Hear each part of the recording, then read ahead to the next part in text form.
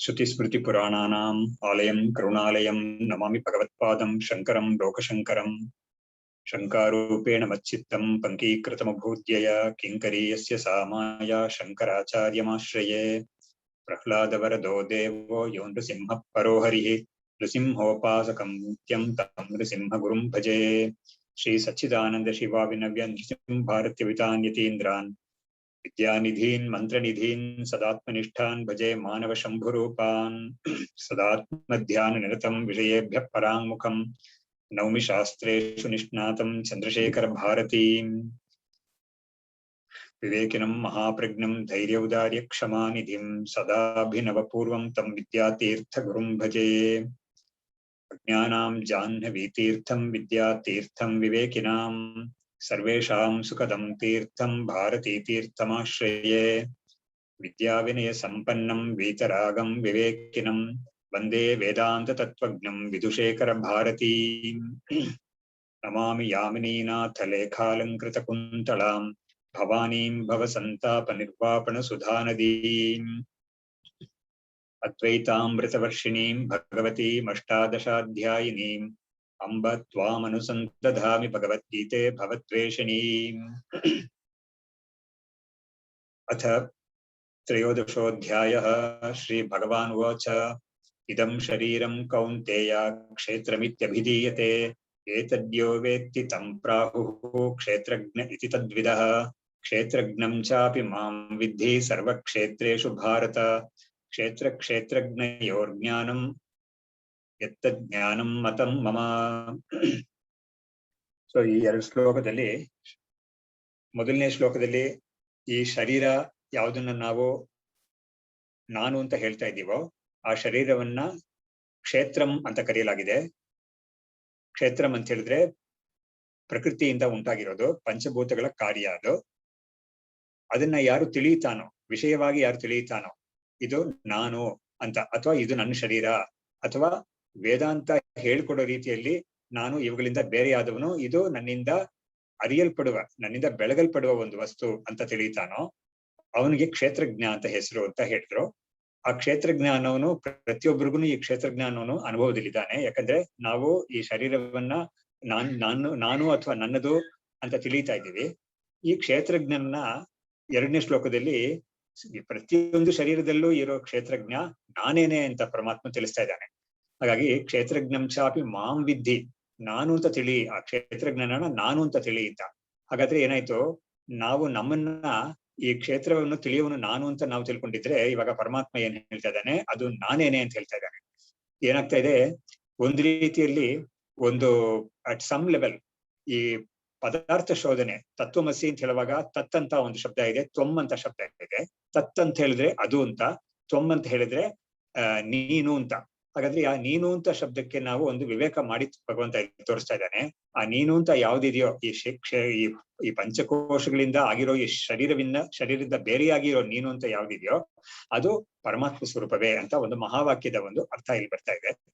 ಹಾಗಾಗಿ ಈ ಎರಡು ವಿಷಯಗಳು ಅಂದ್ರೆ ಕ್ಷೇತ್ರ ಅಂದ್ರೆ ಏನು, ಕ್ಷೇತ್ರಜ್ಞ ಅಂದ್ರೆ ಏನು ಅನ್ನೋದು ಎರಡು ವಿಷಯಗಳನ್ನು ಚೆನ್ನಾಗಿ ತಿಳ್ಕೊಳ್ಳೋದು. ಚೆನ್ನಾಗಿ ಅಂತ ಹೇಳಿದ್ರೆ ಏನರ್ಥ, ಆ ಕ್ಷೇತ್ರಜ್ಞ ಅನ್ನೋನು ನಾನೇನೆ, ಬೇರೆ ಯಾರು ಅಲ್ಲ ಅಂತ ನಾವು ನಿರ್ಧಾರ ಮಾಡ್ಕೊಳ್ಳೋದು ಚೈತನ್ಯ ಸ್ವರೂಪ ಅಂತ. ಈ ಕ್ಷೇತ್ರ ಅನ್ನೋದು ಮಿಥ್ಯಾ ಅಂತ ತಿಳ್ಕೊಳ್ಳೋದು. ಈ ಎರಡು ತಿಳುವಳಿಕೆ ಯಾರಿಗೆ ಸರಿಯಾಗಿದೆಯೋ ಆ ತಿಳುವಳಿಕೆ ಉಳ್ಳವರೇ ಆತ್ಮಜ್ಞಾನಿಗಳು ಅಂತ 2ನೇ ಅಧ್ಯಾಯದಲ್ಲಿ 16ನೇ ಶ್ಲೋಕದಲ್ಲಿ ಹೇಳಿದ್ದಾರೆ. ಅಂದ್ರೆ ನಾಸತೋ ವಿದ್ಯತೆ ಭಾವ ಅಂತ ಆ ಶ್ಲೋಕದಲ್ಲಿ ಹೇಳಿರೋದು ಅದೇ ವಿಷಯವನ್ನೇ ಈ ಅಧ್ಯಾಯದಲ್ಲೂ ಕೂಡ ಕೊನೆಯ ಶ್ಲೋಕದಲ್ಲಿ ಹೇಳ್ತಾರೆ. ಹಾಗಾಗಿ ಅದನ್ನ ನಾವಲ್ಲಿ ಬಂದಾಗ ನೋಡ್ತೀವಿ. ಬಟ್ ಇದೇ ವಿಷಯ ಇಲ್ಲಿರೋದು ಈ ಅಧ್ಯಾಯದಲ್ಲಿ. ಹಾಗಾದ್ರೆ ಈ ಕ್ಷೇತ್ರ ಅನ್ನೋದನ್ನ ನಾವು ನಮ್ಮಿಂದ ಬಿಡಿಸ್ಕೊಂಡು ಆ ಕ್ಷೇತ್ರ ಅನ್ನೋದು ಸ್ವರೂಪ ಏನು, ಆಮೇಲೆ ನಾನು ಅಂತ ಹೇಳ್ತಾ ಇದೀವಲ್ಲ ಆ ನಾನು ಅನ್ನೋದ್ರ ಸ್ವರೂಪ ಏನು, ಅಂದ್ರೆ ಈ ಶರೀರಾದಿಗಳಿಂದ ಬಿಡಿಸ್ಕೊಂಡಿರೋ ನಾನು ಅನ್ನೋ ಶರೀರ ಏನು ಅನ್ನೋದನ್ನ ತುಂಬಾ ಚೆನ್ನಾಗಿ ಇಲ್ಲಿ ಅನಲೈಸ್ ಮಾಡಿ ತೋರಿಸ್ಕೊಡ್ತಾ ಇದ್ದಾರೆ. ಈ ವಿಷಯವನ್ನು ಮಾಡುವಾಗ ಈ 2ನೇ ಶ್ಲೋಕಕ್ಕೆ ತುಂಬಾ ಒಂದು ಅರ್ಥಗರ್ಭಿತವಾಗಿದೆ ಅನ್ನೋ ಕಾರಣದಿಂದ ಭಗವತ್ಪಾದರು ತುಂಬಾ ಒಂದು ವಿಸ್ತಾರವಾದ ಒಂದು ಭಾಷೆಯನ್ನ ಇದಕ್ಕೆ ಬರಿತಾ ಇದ್ದಾರೆ. ಇದನ್ನು ನಾವು ಒಂದು ಅಂಶ ನೋಡಿದೀವಿ, ಸಾಕಷ್ಟು ನೋಡಿದೀವಿ, ಸುಮಾರಷ್ಟು. ಇವಾಗ ಇನ್ನು ಮುಂದಕ್ಕೆ ನೋಡ್ಬೇಕಾದ ವಿಷಯ ತುಂಬಾ ಇದೆ. ಈ ಭಾಗವನ್ನ ನಾವಿವಾಗ ನೋಡ್ತಾ ಇದ್ದೀವಿ. ಇದರಲ್ಲಿ ಏನು ವಿಷಯ ಬಂದಿತ್ತು ಅಂತ ಹೇಳಿದ್ರೆ, ಪರಮಾತ್ಮನೇ ಎಲ್ಲಾ ಶರೀರದಲ್ಲೂ ಇರೋ ಜೀವ ಸಂಸಾರಿ ಅಂತ ಆಗೋದ್ರೆ ಪರಮಾತ್ಮನಿಗೆ ಸಂಸಾರಿತ್ವ ಅಂತ ಬಂತಲ್ಲ, ಅಂತ ಒಂದು ಪ್ರಶ್ನೆ ಬಂತು. ಇದು ಯಾರಿಗೂ ಇಷ್ಟ ಆಗೋದಿಲ್ಲ ಖಂಡಿತ.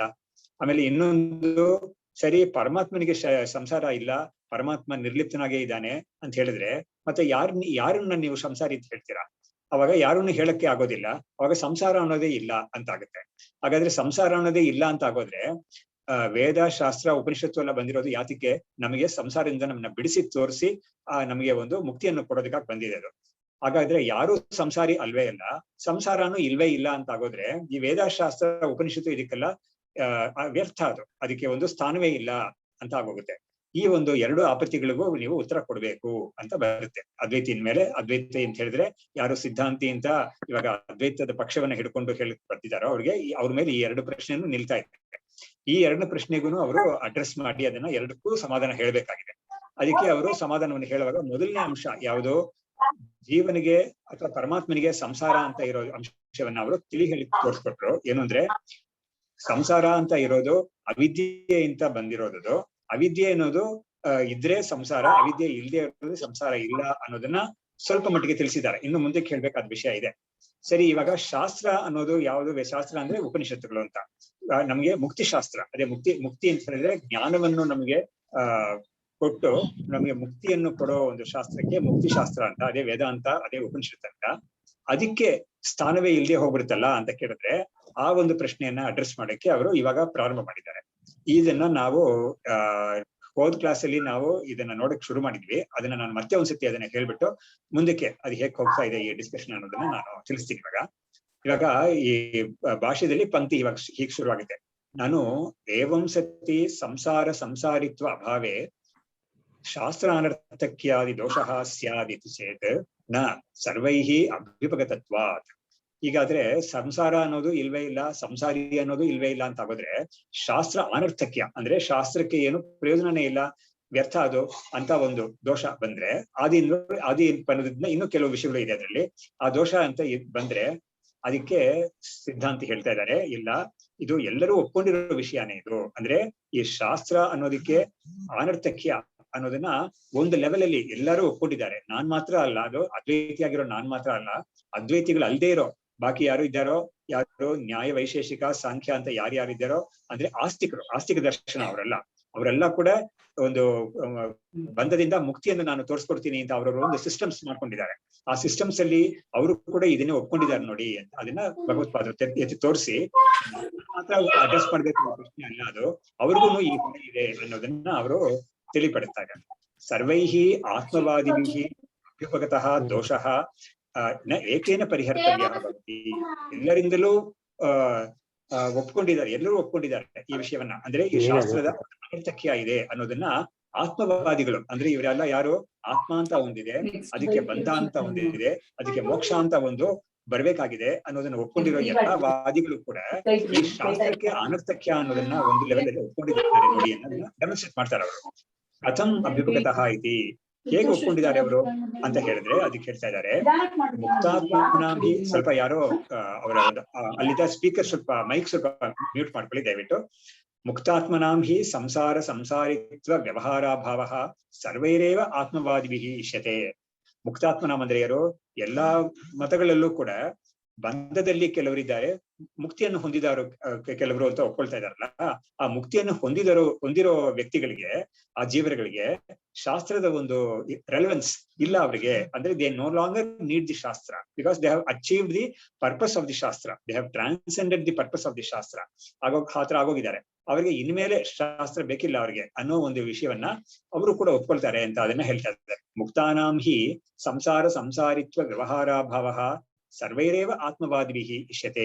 ಎಲ್ಲರಿಗೂ ಇದು ಬೇಕಾಗಿರೋ ವಿಷಯನೇ ಇದು. ಮುಕ್ತರುಗಳಿಗೂ ಕೂಡ ನೀನು ಅದನ್ನ ಮಾಡು ಇದನ್ನ ತಿಳ್ಕೊ ಅಂತ ಹೇಳ್ಬೇಕಾದ ಅವಶ್ಯಕತೆ ಇಲ್ಲ. ಹಾಗಾದ್ರೆ ಅವ್ರ ಪಾಲಿಗೆ ಈ ಶಾಸ್ತ್ರ ಅನ್ನೋದು it is no longer relevant for them. ಹಾಗಿರುವಾಗ ನಾನ್ ಮಾತ್ರ ಅದಕ್ಕೆ ಹೊಣೆ ಅಂತ ಯಾತಿಗೆ ನೀವು ಹೇಳ್ತೀರಾ ಅಂತ ಅದನ್ನ ಹೇಳಕ್ ಬರ್ತಾ ಇದ್ದಾರೆ. ನಚ ತೇಷಾಂ ಶಾಸ್ತ್ರ ಅನರ್ಥಕ್ಯಾದಿ ದೋಷ ಪ್ರಾಪ್ತಿ ಅಭ್ಯುಪಗತ. ಹಾಗಾದ್ರೆ ಅವ್ರುಗಳು ಕೂಡ ಯಾರು ಕೂಡ ನಮ್ಮ ಸಿದ್ಧಾಂತದಲ್ಲಿ ಶಾಸ್ತ್ರಕ್ಕೆ ಒಂದು ಇರೆಲೆವೆನ್ಸ್ ಬಂದ್ಬಿಡುತ್ತೆ ಅನ್ನೋದನ್ನ ಯಾರು ಕೂಡ ಒಪ್ಕೊಂಡಿಲ್ಲ. ಅದರಿಂದ ನಾನ್ ಮಾತ್ರ ಅದಕ್ಕೆ ಒಪ್ಕೊಂತೀನಿ ಅಂತ ಹೇಳಿ ನನ್ ಮೇಲ್ ಮಾತ್ರ ಯಾತಕ್ಕೆ ಪ್ರಶ್ನೆ ಮಾಡ್ತೀಯಾ ಅಂತ ಇವರು ಪೂರ್ವ ಪಕ್ಷಿಯನ್ನ ನೋಡಿ ಕೇಳ್ತಾ ಇದ್ದಾರೆ. ತಥಾ ನ ಕ್ಷೇತ್ರಜ್ಞಾನಾಂ ತಥಾ ನಹ ಕ್ಷೇತ್ರಜ್ಞಾನಾಂ ಈಶ್ವರೈಕತ್ವೇ ಸತಿ ಶಾಸ್ತ್ರಾನರ್ಥಕ್ಯಂ ಭವತು ಅವಿದ್ಯಾ ವಿಷಯೇ ಚ ಅರ್ಥವತ್ವಂ ಯಥಾ ದ್ವೈತಿನಾಂ ಸರ್ವೇಷಾಂ ಬಂಧಾವಸ್ಥಾಯಾಮೇವ ಶಾಸ್ತ್ರಾದ್ಯ ಅರ್ಥವತ್ವಂ ನ ಮುಕ್ತಾವಸ್ಥಾಯಾಂ ಏವಂ ಅಂತ. ಹೀಗಾದ್ರೆ ಅಂದ್ರೆ ನಾವುಗಳು, ಯಾರು ನಾವುಗಳು? ಅದ್ವೈತಿಗಳು ಜೀವೇಶ್ವರ ಐಕ್ಯವನ್ನ ಒಪ್ಪೋರು, ಬಾಕಿಯವರೆಲ್ಲ ಒಪ್ಪೋದಿಲ್ಲ. ಆದ್ರೆ ಅವ್ರ ವಿಷಯಕ್ಕೂ ಕೂಡ ಒಂದು ನಮಗೂ ಅವ್ರಿಗೂ ಕಾಮನ್ ಆಗಿ ಒಂದಿದೆ. ಏನು ಅಂತ ಹೇಳಿದ್ರೆ, ಮುಕ್ತರಿಗೆ ಶಾಸ್ತ್ರದ ಒಂದು ರೆಲೆವೆನ್ಸ್ ಇರೋದಿಲ್ಲ ಅನ್ನೋದು ಕಾಮನ್ ಆಗಿದೆ. ಹಾಗಾದ್ರೆ ತಥಾ ನಹ ಕ್ಷೇತ್ರಜ್ಞಾನ ಅಂದ್ರೆ ಏನು? ಜೀವರುಗಳಿಗೆ ಈಶ್ವರ ಐಕತ್ವೇ, ಈ ಕ್ಷೇತ್ರಜ್ಞರು ಅಂತ ಜೀವರುಗಳು ಯಾರಿದ್ದಾರೋ ಅವರು ಈಶ್ವರ ಪರಮಾತ್ಮನ ಜೊತೆಗೆ ಅವರಿಗೆ ಐಕ್ಯ ಅಂತ ಒಪ್ಪೋ ನಾವು ಸತಿ ಶಾಸ್ತ್ರಾನರ್ಥಕ್ಯಂ ಭವತು, ನಮಗ್ ಮಾತ್ರ ಶಾಸ್ತ್ರಾನರ್ಥಕ್ಯಂ ಅಂತ ಇರ್ಲಿ. ಅವಿದ್ಯಾ ವಿಷಯೇಚ್ಛ ಅರ್ಥವತ್ವಂ. ಅವಿದ್ಯಾ ವಿಷಯ ಅಂತ ಅಂದ್ರೆ ಏನು? ಅವಿದ್ಯೆ ಅಂತ ಒಂದು ಅವಸ್ಥೆ ಇರುತ್ತಲ್ಲ, ಒಬ್ಬ ಬಂಧದಲ್ಲಿದ್ದಾನೆ, ಅವಿದ್ಯೆಯಿಂದ ಬಂಧದಲ್ಲಿದ್ದಾನೆ ಅಂತ ಒಂದು ಅವಸ್ಥೆ ಇದೆಯಲ್ಲ, ಆವಾಗ ಶಾಸ್ತ್ರಕ್ಕೆ ರೆಲೆವೆನ್ಸ್ ಇದ್ದೇ ಇದೆ ಖಂಡಿತ. ಆದ್ರೆ ಆ ಅವಿದ್ಯೆ ಹೋಗಿ ಒಬ್ಬ ಐಕ್ಯವನ್ನ ತಿಳ್ಕೊಂಡಿದ್ದಾನೆ ಅಂತ ಹೇಳಿದ್ರೆ ಆ ಲೆವೆಲ್ ಅಲ್ಲಿ ಅವನಿಗೆ ಶಾಸ್ತ್ರದ ಒಂದು ರೆಲೆವೆನ್ಸ್ ಇರೋದಿಲ್ಲ.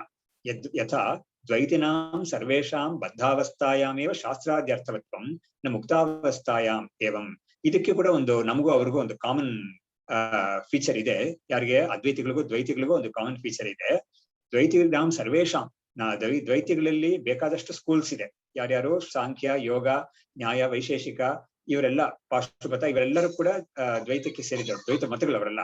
ಶಂಕರಾಚಾರ್ಯರ ಕಾಲಕ್ಕೆ ಇವಾಗಿರೋ ದ್ವೈತ, ವಿಶಿಷ್ಟಾದ್ವೈತ ಅದೆಲ್ಲ ಇರ್ಲಿಲ್ಲ. ಸೊ ಹಾಗಾಗಿ ಅವರ ಕಾಲದಲ್ಲಿ ಇರೋ ದ್ವೈತಗಳೆಲ್ಲ ಇವ್ರುಗಳೇನೆ. ಸರ್ವೇಷಾಂ ಬಂಧಾವಸ್ಥಾಯಾಮೇವ ಶಾಸ್ತ್ರಾದ್ಯರ್ಥವತ್ವಂ. ಬಂಧಾವಸ್ಥಾ ಅಂತ ಹೇಳಿದ್ರೇನು?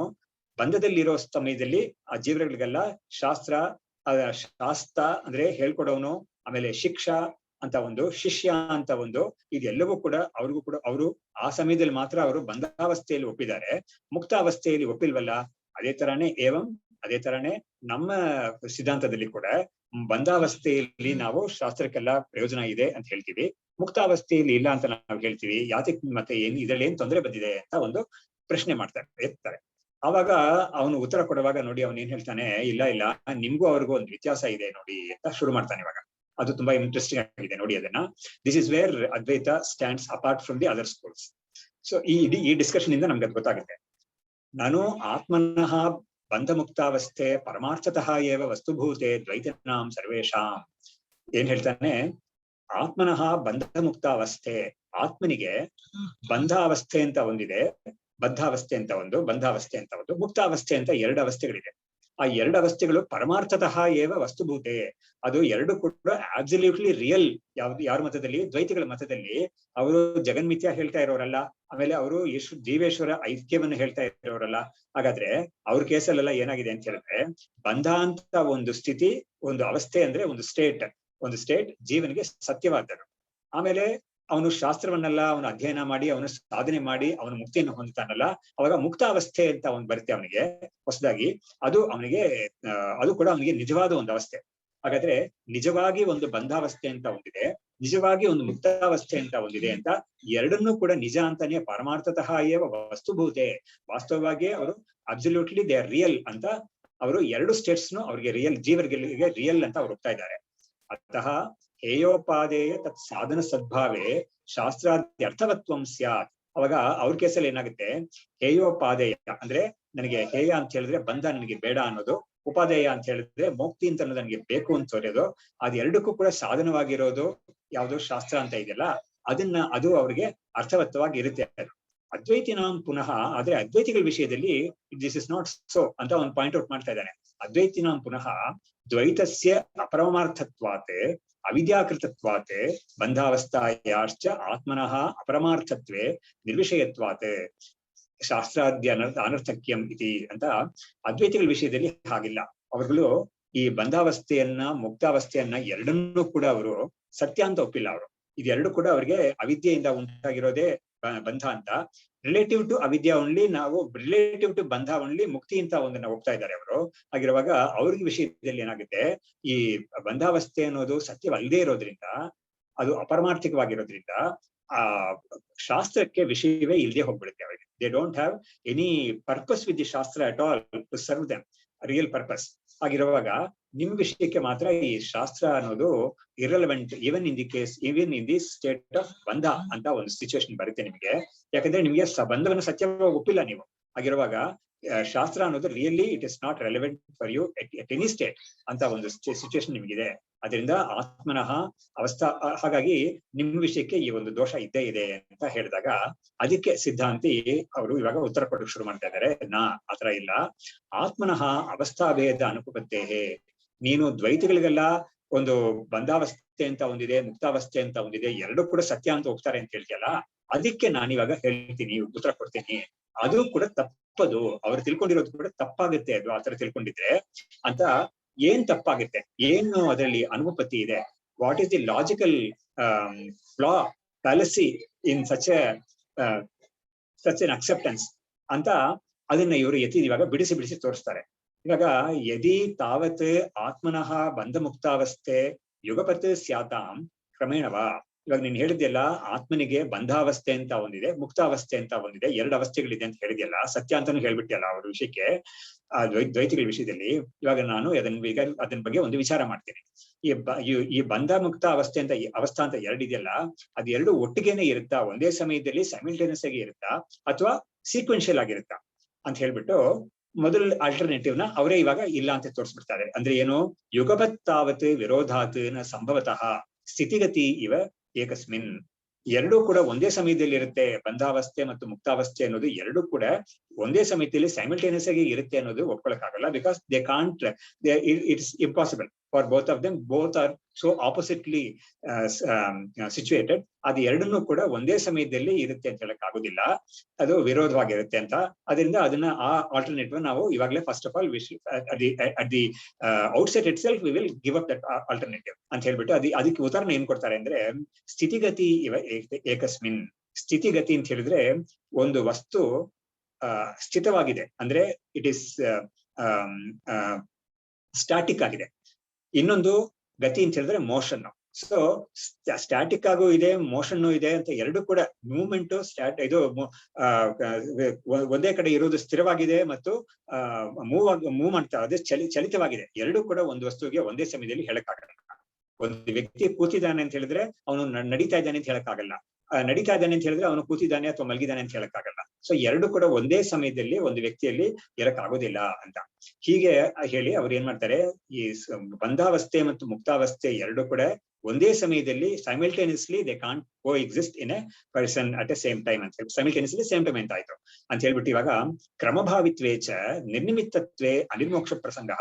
ಸರಿ, ಇವಾಗ ಕ್ರಮವಾಗಿ ಇದೆ. ಮೊದಲು ಬಂದ್ಬಿಟ್ಟು ಬಂಧ ಅಂತ ಒಂದು ಅವಸ್ಥೆ ಇದೆ ಅವನಿಗೆ, ಆಮೇಲೆ ಮುಕ್ತಾವಸ್ಥೆ ಅಂತ ಬರುತ್ತೆ ಆತ್ಮನಿಗೆ ಅಂತ ಹೇಳಿದ್ರೆ, ಮೊದಲು ನೀನು ಬಂಧಾವಸ್ಥೆ ಅಂತ ಒಂದು ಹೇಳ್ತಾ ಇದೆಯಲ್ಲ, ಆ ಬಂಧಾವಸ್ಥೆ ಅನ್ನೋದು ನಿರ್ನಿಮಿತ್ತತ್ವೇ, ಅದಕ್ಕೆ ಯಾವುದು ಕಾರಣವೇ ಇಲ್ಲದೆ ಅವನು ಬಂಧದಲ್ಲಿದ್ದಾನೆ ಅಂತ ಹೇಳಿದ್ರೆ, without any reason, without any cause he is in bondage ಅಂತ ಹೇಳಿದ್ರೆ, ಅವಾಗ ಏನಾಗುತ್ತೆ, ಅನಿರ್ಮೋಕ್ಷ ಪ್ರಸಂಗ, ಅಂದ್ರೆ ಅವನಿಗೆ ಮುಕ್ತಿ ಬರುತ್ತೆ ಅಂತ ಹೇಳಕ್ಕೆ ಆಗೋದಿಲ್ಲ. ಯಾಕಂದ್ರೆ ಅವನು ಬಂಧ ಅನ್ನೋದು ಅವನಿಗೆ ಏನು ಕಾಸ್ ಅಂತಾನೆ ಇಲ್ಲದೆ ಇರೋದ್ರಿಂದ, without any cause he is in bondage ಅಂತ ಹೇಳಿದ್ರೆ, he will never be able to get relieves from the bondage at all. ಹಾಗಾಗಿ ಅನಿರ್ಮೋಕ್ಷ ಪ್ರಸಂಗ ಅಂತ ಆಗುತ್ತೆ ಅದು.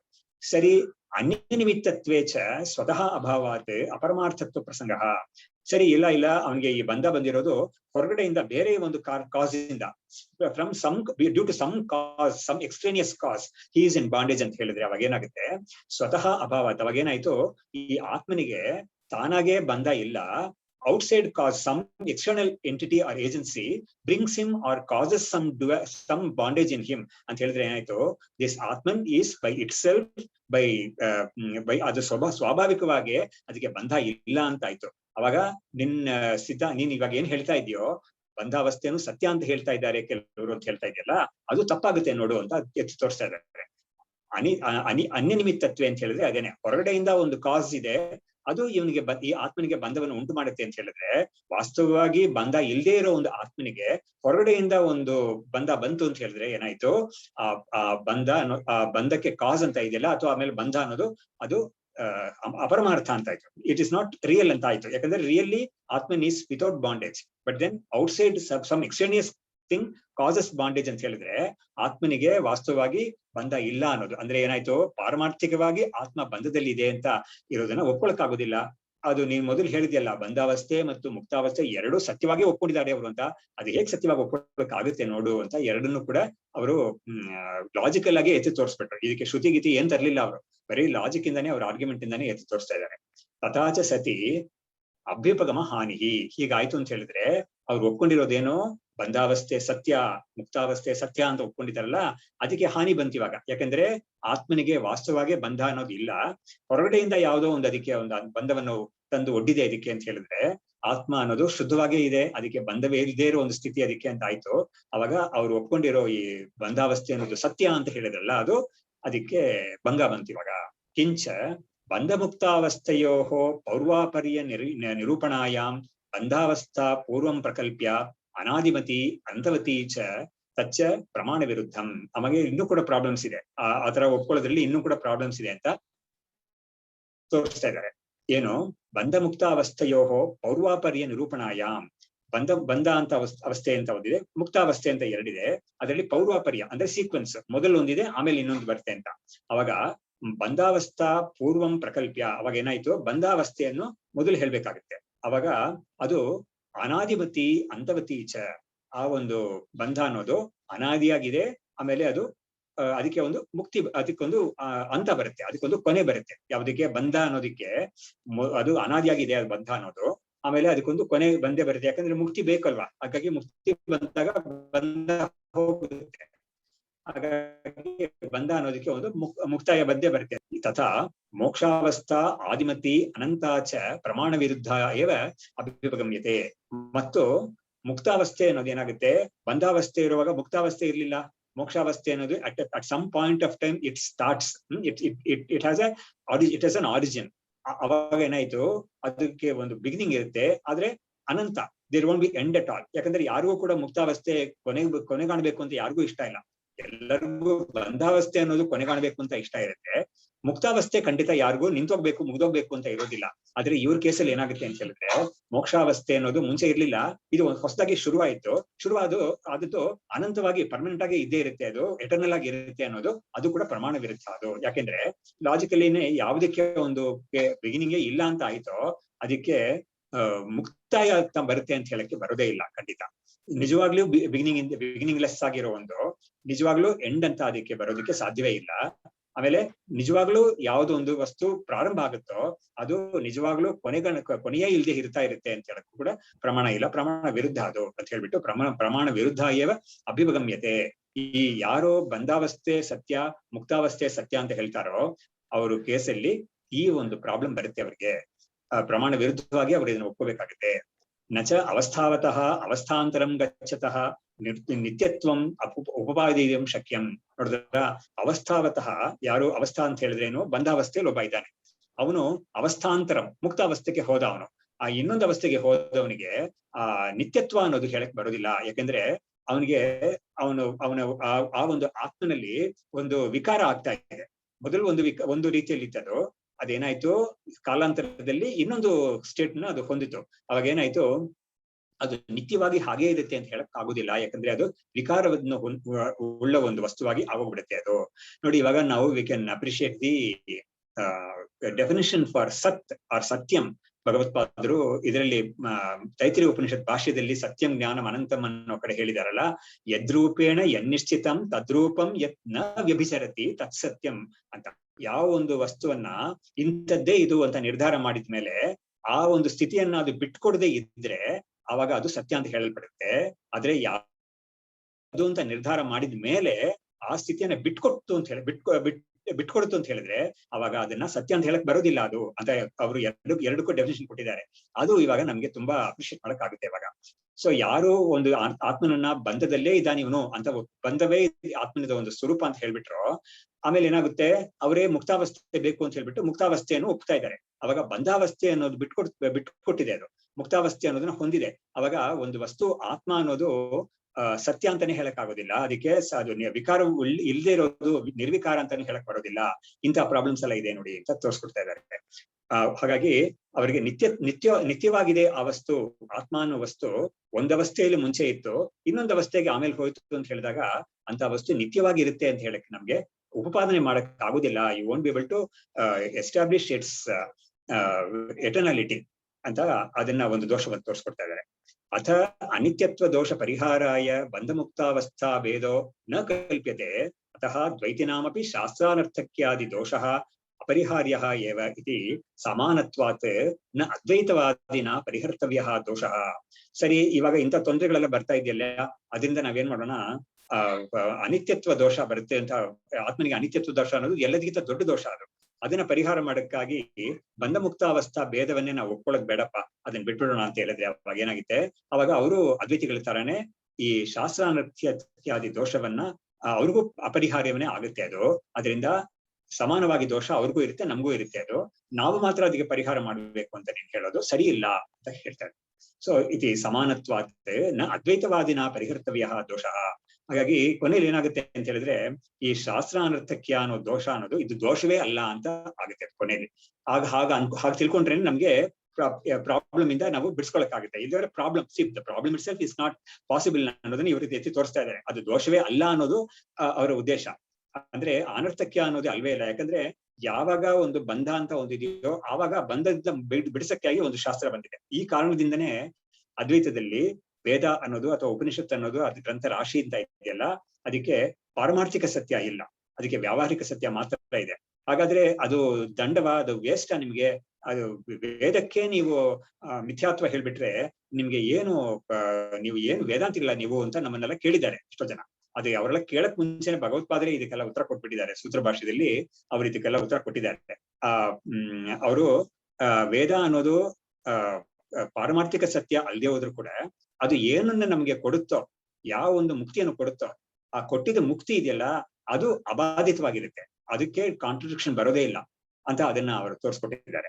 ನೋಡಿ, ಅವರು ಹೇಳಿದ್ದಾರೆ, ನಾನು ಇದನ್ನ ಮುಂಚೆನೂ ಕೂಡ ಹೇಳಿದ್ದೀನಿ ಅಂತ ಕಾಣುತ್ತೆ, ಬಟ್ ಇದ್ರ ಮತ್ತೆ ಒಂದ್ಸತಿ ನಾನು ಜ್ಞಾಪಕ ಮಾಡ್ಕೊಳ್ಳೋಣ, so that will be able to appreciate it very well. ನೋಡಿ, ಉಪನಿಷತ್ತಲ್ಲಿ ನಚಿಕೇತಸ್ಸಿಗೆ ಯಮನಿಂದ ಉಪದೇಶವನ್ನು ಪಡೆದು ನಚಿಕೇತ ಸಾಧನೆ ಮಾಡಿ ಅವನು ಮುಕ್ತಿಯನ್ನು ಹೊಂದಿದ, ಜ್ಞಾನವನ್ನು ಹೊಂದಿ ಅವನು ಮುಕ್ತನಾದ ಅಂತ ವಿಷಯ ಹೇಳಿದೆ, ಸ್ಪಷ್ಟವಾಗಿ ಹೇಳಿದೆ.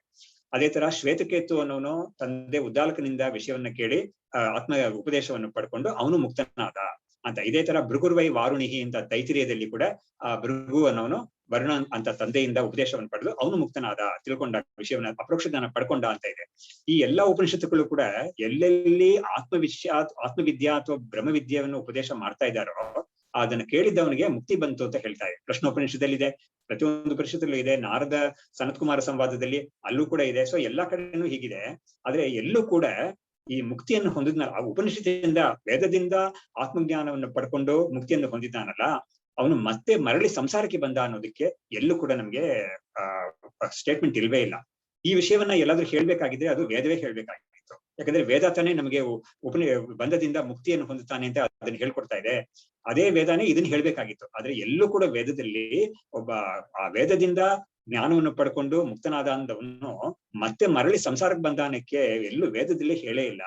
ಅದರಿಂದ ನಾವು ಹೇಳಿದ್ರಲ್ಲಿ ಏನು ದೋಷ ಇಲ್ಲ. ವೇದ ಅನ್ನೋದಕ್ಕೆ ಪಾರಮಾರ್ಥಿಕ ಸತ್ಯ ಇಲ್ಲದೆ ಹೋದ್ರೂ ಕೂಡ ಅದು ಅಬಾಧಿತವಾದ ಯಾವುದೇ ಒಂದು ಕಾಂಟ್ರಡಿಕ್ಷನ್ ಆಗದೆ ಇರೋ ಒಂದು ಫಲವನ್ನು ಕೊಡುತ್ತೆ. ಆ ಫಲವನ್ನ ನಾವು ಇಲ್ಲದೆ ಮಾಡಕ್ ಆಗೋದಿಲ್ಲ. ಇದಕ್ಕೆ ಅದ್ವೈತಿಗಳು ಕೂಡ ಉದಾಹರಣೆ ಏನು ಅಂತ ಹೇಳಿದ್ರೆ, ನಿದ್ದೆ ಸ್ವಪ್ನದಲ್ಲಿ ಒಬ್ಬ ಒಂದು ಭಯಂಕರವಾದ ಒಂದು ವಿಷಯವನ್ನ ನೋಡ್ತಾನೆ. ಅದಕ್ಕೆ ಒಂದು ಸ್ಟ್ಯಾಟಿಕ್ ಎಕ್ಸಾಂಪಲ್ ಏನ್ ಕೊಡ್ತಾರೆ ಅಂತ ಹೇಳಿದ್ರೆ, ಸ್ಟ್ಯಾಂಡರ್ಡ್ ಎಕ್ಸಾಂಪಲ್, ಒಂದು ಹುಲಿ ಅಥವಾ ಸಿಂಹ ಅವನ್ನ ಅಟ್ಟಿಸ್ಕೊಂಡ್ ಬರ್ತಾ ಇದೆ ಸ್ವಪ್ನದಲ್ಲಿ.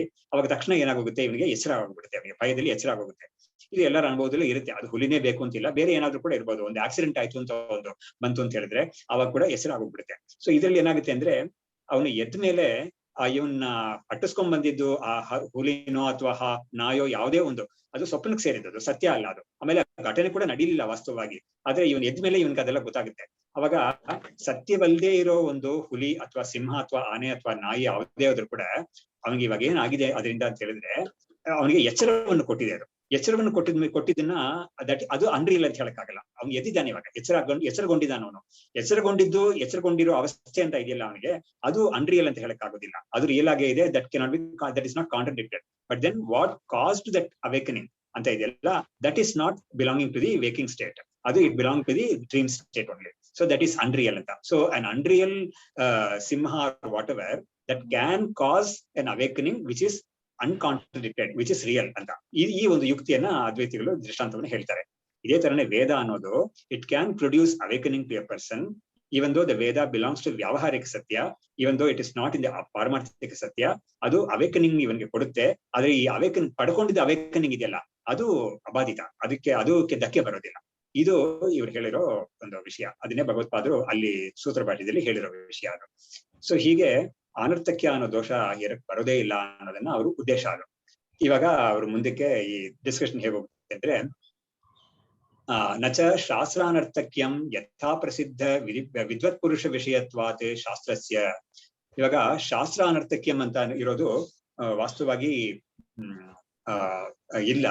ಆದ್ರೆ ಯಥಾ ಪ್ರಸಿದ್ಧ ವಿದ್ವತ್ ಪುರುಷ ವಿಷಯತ್ವಾತ್ ಶಾಸ್ತ್ರಸ್ಯ. ಯಾರೋ ವಿದ್ವತ್ ಪುರುಷ, ಯಾರು ಆತ್ಮಜ್ಞಾನವನ್ನು ಪಡ್ಕೊಂಡಿದ್ದಾನೋ, ಆತ್ಮ ಅನಾತ್ಮ ವಿವೇಕವನ್ನು ತಿಳ್ಕೊಂಡು ಆತ್ಮಜ್ಞಾನವನ್ನು ಪಡ್ಕೊಂಡಿದ್ದಾನೋ ಅವನಿಗೆ ಶಾಸ್ತ್ರ ಅನ್ನೋದು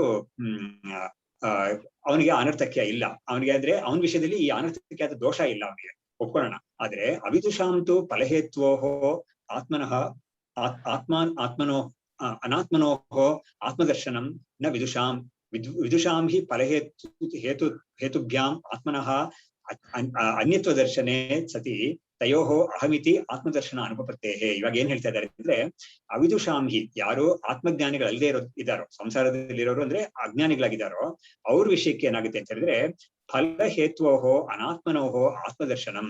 ಅವ್ರು ಏನ್ ಮಾಡ್ತಾ ಇದ್ದಾರೆ, ಫಲಹೇತ್ವೋಹೋ, ಫಲಹೇತು ಅಂತ ಹೇಳಿದ್ರೆ ಒಂದು ಫಲವನ್ನ ಹೊಂದ್ಬೇಕು ನಾನು, ಆ ಫಲವನ್ನ ಹೊಂದಕ್ಕೆ ನನಗೆ ಒಂದು ಮಾರ್ಗ, ಒಂದು ಮೀನ್ಸ್, ಒಂದು ಉಪಾಯವನ್ನ ಹೇಳ್ಕೊಡ್ತಾ ಇದೆ ಶಾಸ್ತ್ರ ಅನ್ನೋದು. ಹಾಗಾಗಿ ಈ ಫಲ ಮತ್ತು ಆ ಒಂದು ಗೋಲ್ ಇಟ್ಕೊಂಡಿದ್ದಾನೆ ಅವನು, ಅದು ಮತ್ತೆ ಅದನ್ನ ಹೊಂದಕ್ಕೆ ಮೀನ್ಸ್ ಅಂತ. ಈ ಎರಡು ಕೂಡ ಅನಾತ್ಮ, ಯಾಕಂದ್ರೆ ಅದೆರಡು ಕೂಡ ಅವನಲ್ಲ. ಆ ಎರಡರಲ್ಲೂ ಕೂಡ ಅವನ್ ಏನ್ ಮಾಡ್ತಾ ಇದ್ದಾನೆ, ಆತ್ಮ ಅಂತ ನೋಡ್ತಾ ಇದ್ದಾನೆ ಅವನು, ಅದು ತಾನೇ ಅಂತ ನೋಡ್ತಾ ಇದ್ದಾನೆ ಅವನು. ಹಾಗಿರುವಾಗ ಅದು ಅವನ ವಿಷಯಕ್ಕೆ ಆತರ ಆಗ್ತಾ ಇದೆ, ಅಜ್ಞಾನದಿಂದ ಆತರ ಆಗ್ತಾ ಇದೆ. ಇನ್ನ ವಿದುಷಾಂ, ಆದ್ರೆ ಜ್ಞಾನಿಗಳಿಗೆ ಆತರ ಇಲ್ಲ. ವಿದುಷಾಂ ಹಿ ಫಲಹೇತುಭ್ಯಾಂ ಆತ್ಮನಃ ಅನ್ಯತ್ವ ದರ್ಶನೆ ಸತಿ ತಯೋಹೋ ಅಹಮಿತಿ ಆತ್ಮದರ್ಶನ ಅನುಪತ್ತೇಹೇ.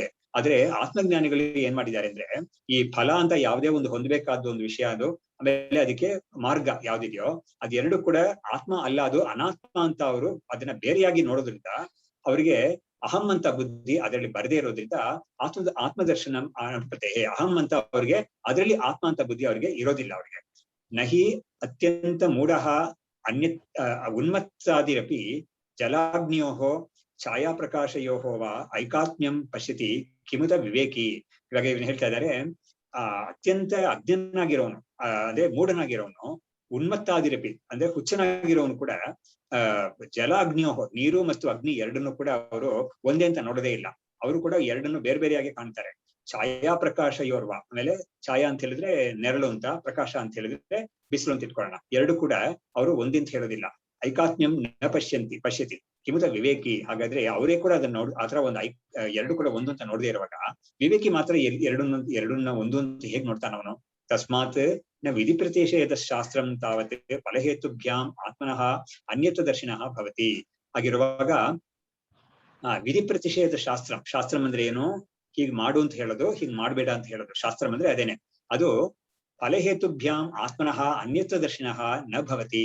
ಯಾರು ಈ ಹೊಂದಬೇಕಾದ ಒಂದು ಗೋಲ್ ಇದೆ, ಆ ಗೋಲ್ ಏನಾದ್ರೂ ಇರ್ಬೋದು, ಈ ಜನ್ಮದಲ್ಲಿ ಅಥವಾ ಈ ಲೋಕದಲ್ಲಿ ಹೊಂದಬೇಕಾದಿರ್ಬೋದು, ಅಥವಾ ಪರಲೋಕದಲ್ಲಿ ಸ್ವರ್ಗ ಬೇಕು ಅಂತ ಹೇಳಿದ್ರೆ ಅದಕ್ಕೆ ಅಗ್ನಿಹೋತ್ರ ನೀನ್ ಮಾಡು ಅಂತ ಒಂದು ವಿಧಿ ಇದೆ.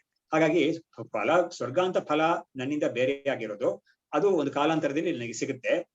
ಅದನ್ನ ಹೊಂದಕ್ಕೆ ನನಗೆ ಈ ಒಂದು ಮಾರ್ಗವನ್ನು ವೇದ ಹೇಳ್ಕೊಡ್ತಾ ಇದೆ ಅಂತ ಯಾರು ಅದನ್ನ ಮಾಡಕ್ಕೆ ಹೊರಡ್ತಾನೆ ಅಂತ ಹೇಳಿದ್ರೆ, ಯಾರು ತನ್ನಿಂದ ಈ ಒಂದು ಎರಡು ಫಲಗಳು ಬೇರೆ ಆಗಿದೆ, ಆದ್ರೆ ಅದೆಲ್ಲ ಕೂಡ ತನಗೆ ಬೇಕು, ತನ್ನ ಒಂದು ಸ್ವರೂಪಕ್ಕೆ ಸೇರ್ಬೇಕು ಅಂತ ಅವನು ಇಟ್ಕೊಂಡಿರ್ತಾನೋ, ಅವನೇನ್ ಮಾಡ್ತಾನೆ, ಅದನ್ನ ಅವನು ಆ ಶಾಸ್ತ್ರವನ್ನು ಅವನು ಹಿಂಬಾಲಿಸ್ತಾನೆ. ಆದ್ರೆ ಯಾರು ಇವೆರಡು ಕೂಡ ಅನಾತ್ಮ, ಇದೆರಡು ಕೂಡ ಆತ್ಮ ಸ್ವರೂಪವೇ ಅಲ್ಲ ಇದು ಅಂತ ತಿಳ್ಕೊಳ್ತಾನೋ, ಅವನಿಗೆ ವಿವೇಕ ಇದೆ. ಅವನು ಏನ್ ಮಾಡ್ತಾನೆ, ಇದು ನನಗೇನು ಹೇಳೇ ಇಲ್ಲ, ಇದು ನನಗ್ ಬೇಕಾದ್ ಏನು ಅಲ್ವೇ ಇಲ್ಲ, ಇದು ಸ್ವರ್ಗ ಅನ್ನೋದು ನನಗ್ ಬೇಕಾದ ಅಲ್ವೇ ಇಲ್ಲ ಅಂತ ಅವನು ಇಟ್ಕೊಂಡಿರೋದ್ರಿಂದ ಅವನಿಗೆ ಈ ಶಾಸ್ತ್ರ ಅನ್ನೋದು ಹಿ want come under the range of the ಶಾಸ್ತ್ರ. ಹಾಗಾಗಿ ಅವನಿಗೆ ಇರೋದೇ ಇಲ್ಲ ಅನ್ನೋದನ್ನ ಇವರು, ಆ ವಿವೇಕಿಗೆ ಇರುತ್ತೆ, ಅವಿವೇಕಿಗೆ ಇರುತ್ತೆ, ವಿವೇಕಿಗೆ ಇರೋದಿಲ್ಲ ಅನ್ನೋದನ್ನ ಅವರು ಹೀಗೆ ತೋರಿಸ್ಕೊಡ್ತಾ ಇದ್ದಾರೆ. ಸೊ ಫಲಹೇತುಭ್ಯಾಂ ಆತ್ಮನಃ ಅನ್ಯತ್ವ ದರ್ಶನ ನ ಭವತಿ. ನಹಿ, ಅದಕ್ಕೆ ಒಂದು ಉದಾಹರಣೆ ಕೊಡ್ತಾ ಇದ್ದಾರೆ. ನಹಿ ದೇವದತ್ತಃ ತ್ವಂ ಇದಂ ಕುರು ಇತಿ ಕಸ್ಮಿಂಶ್ಚಿತ್ ಕರ್ಮಣಿ ನಿಯುಕ್ತೆ ವಿಷ್ಣುಮಿತ್ರಃ ಅಹಂ ನಿಯುಕ್ತಃ ಇತಿ ತತ್ರಸ್ಥಃ ನಿಯೋಗಂ ಶೃಣ್ವನ್ನಪಿ ಪ್ರತಿಬದ್ಧತೆ. ಇವಾಗ ಒಂದು ವ್ಯಕ್ತಿ ನಿಂತಿರುವಾಗ ಇನ್ನೊಬ್ಬ ಅವನಿಗೆ ಒಂದು ಆದೇಶ ಕೊಡ್ತಾ ಇದ್ದಾನೆ, ಇದನ್ನ ನೀನ್ ಮಾಡು ಅಂತ ಹೇಳ್ತಾ ಇದ್ದಾನೆ. ಆದ್ರೆ ಅಲ್ಲಿ ಇನ್ನೊಬ್ಬ ವ್ಯಕ್ತಿ ಇದ್ದಾನೆ. ಈ ಆದೇಶ ಅವನು ಇನ್ನೊಬ್ಬನಿಗೆ ಕೊಡ್ತಾ ಇರೋದನ್ನ ಕೇಳ್ಕೊಂಡು ಇವನು ನನಗೆ ಅದನ್ನ ಹೇಳ್ತಾ ಇದ್ದಾರೆ ಅಂತ ಖಂಡಿತ ಅವನೇನು ಮಾಡಕ್ ಹೋಗೋದಿಲ್ಲ. ಯಾಕಂದ್ರೆ ಅವನಿಗೆ ಚೆನ್ನಾಗಿ ಗೊತ್ತಾಗ್ತಾ ಇದೆ ಇವರು ಅವನು ನೋಡಿ ಹೇಳ್ತಾ ಇದ್ದಾರೆ ಅದನ್ನ, ನಾನ್ ಯಾಕೆ ಅದನ್ನ ಮಾಡ್ಬೇಕು ಅಂತ ಅವನು ತನಗೆ ಆದೇಶ ಇದೆ ಅಂತ ಹೇಳಿ ಅವನಿಗೆ ಅನ್ಸೋದೇ ಇಲ್ಲ ಅವನಿಗೆ. ಹಾಗೆ ಈ ಎಕ್ಸಾಂಪಲ್ ಕೊಡ್ತಾ ಇದ್ದಾರೆ. ಇದೆಲ್ಲ ಇಲ್ಲಿ ಏನಿದೆ ಅಂತ ಹೇಳಿದ್ರೆ ಇದನ್ನೆಲ್ಲ ಅವರು ಭಗವತ್ಪಾದರು ನಮ್ಮ ಸೂತ್ರ ಭಾಷ್ಯದಲ್ಲಿ ಬಿಗಿನಿಂಗ್ ಅಲ್ಲಿ ಅಧ್ಯಾಸ ಭಾಷ್ಯ ಅಂತ ಹೇಳ್ತಾರಲ್ಲ, ಅಲ್ಲೇ ಇದನ್ನೆಲ್ಲ ಹೇಳ್ಬಿಟ್ಟಿದ್ದಾರೆ ಅವರು. ನಹಿ ದೇವದತ್ತ ತ್ವಂ ಇದಂ ಕುರು, ನೀನ್ ಇದನ್ ಮಾಡು ದೇವದತ್ತ ಅಂತ ಹೇಳ್ಬಿಟ್ಟು ಒಬ್ಬನ ದೇವದತ್ತನ್ನ ನೋಡಿ ಒಬ್ಬ ಹೇಳಿದ್ರೆ, ಅಲ್ಲಿ ನಿಂತಿರೋ ವಿಷ್ಣು ಮಿತ್ರ ಅವ್ರು ನನ್ನನ್ನೇ ನೋಡಿ ಹೇಳ್ತಾ ಇದ್ದಾರೆ ಇದನ್ ಮಾಡು ಅಂತ ಹೇಳ್ಬಿಟ್ಟು ಅವನೇನ್ ಮುಂದಕ್ಕೆ ಬರಲ್ಲ ಮುಂದಾಗಲ್ಲ ಅದಕ್ಕೆ. ಹಾಗಾಗಿ ಅವನಿಗೆ ಗೊತ್ತಾಗುತ್ತೆ, ಅವ್ರು ಹೇಳ್ತಾ ಇರೋದು ಬೇರೆ ಒಬ್ರಿಗೆ ಹೇಳ್ತಾ ಇದ್ದಾರೆ, ನನ್ಗಲ್ಲ ಅದು, it is not for me, it is not relevant for me, it is not address to me ಅಂತ ಅವ್ನಿಗೆ ಗೊತ್ತಾಗುತ್ತೆ. ಅದು ಇದು ವಿಯೋಗ ಅಂತ ಒಂದು ತಪ್ಪು ಬಿದ್ದಿದೆ ಇದರಲ್ಲಿ, ಅದ್ವೈತ ಶಾರದದಲ್ಲಿ ನಿಯೋಗ ಅಂತ ಇರ್ಬೇಕದು. ನಿಯೋಗ ಅಂದ್ರೆ ಎಂಜಾಯ್ನಿಂಗ್ ಅಂತ. ಸೊ ನಿಯೋಗ ವಿಷಯ ವಿವೇಕ ಅಗ್ರಹಣಾತ್ ಉಪಬದ್ಯತೆ ಪ್ರತಿಪತ್ತಿ ತಥಾ ಫಲಹೇತ್ವರಪಿ. ಆದ್ರೆ ಯಾರಿಗೆ ಆ ವಿಷಯದಲ್ಲಿ ಒಂದು ವಿವೇಕ ಇಲ್ವೋ, ಅಂದ್ರೆ ಯಾರಿಗೋ ಹೇಳ್ತಾ ಇದ್ದಾನೆ ಆದ್ರೆ ಇವನು ತನಗೆ ಹೇಳ್ತಾ ಇದ್ದಾನೆ ಅಂತ ತಿಳ್ಕೊಂಡು ಇವನ್ ಮಾಡ್ತಾನೆ ಅಂತ ಹೇಳಿದ್ರೆ ಅವ್ರಿಗೆ ಏನಾಯ್ತು, ಇವನಿಗೆ ವಿವೇಕ ಇಲ್ಲ ಅಂತ ಆಯ್ತು. ಅವನು ನಾನು ಅಂದ್ರೆ ಅವನಿಗೆ ವಿಷಯ ಅವನಿಗೆ ಹೇಳ್ತಾ ಇದ್ದಾರೆ, ನನಗೆ ಹೇಳ್ತಾ ಇಲ್ಲ ಅಂತ ವಿವೇಕ ಇಲ್ದೇನೆ ಇವನು ತಪ್ಪಾಗಿ ತಿಳ್ಕೊಂಡು ತಾನು ಅದಕ್ಕೆ he also has to do this ಅಂತ ಅನ್ಕೊಂಡ್ಬಿಟ್ಟ ಅಂತ ಹೇಳಿದ್ರೆ ಅದು ಅವಿವೇಕ. ಅದು ಅವಿವೇಕ ಇರೋರಿಗೆ ಖಂಡಿತ ಈ ತರ ಒಂದು ಸಿಚುವೇಶನ್ ಬರಕ್ ಸಾಧ್ಯತೆ ಇದೆ. ಆದ್ರೆ ಏನ್ ಹೇಳ್ತಾ ಇದ್ದಾರೆ, ಯಾರಿಗೆ ಉಪನಿಷತ್ತೋ ಅಥವಾ ವೇದವೋ ಏನ್ ಹೇಳ್ತಾ ಇದೆಯೋ ಅದನ್ನ ನಿನಗೆ ಅಂತ ಅದು ಯಾರಿಗೆ ಅಡ್ರೆಸ್ ಮಾಡ್ತಾ ಇದೆಯೋ ಅದು ನಾನು ಅಂತ ಇವನು ತಿಳ್ಕೊಳ್ತಾ ಇದ್ದಾನೆ. ಅಂದ್ರೆ ಯಾರು ವಾಸ್ತವವಾಗಿ ಅದಕ್ಕೆ ಅಧಿಕಾರಿ ಅಲ್ವೋ ಅವನು ತನ್ನನ್ನ ಅಧಿಕಾರಿ ಅಂತ ತಿಳ್ಕೊಳ್ತಾನೆ. ಯಾವ್ದ್ರಿಂದ? ಅವಿವೇಕದಿಂದ.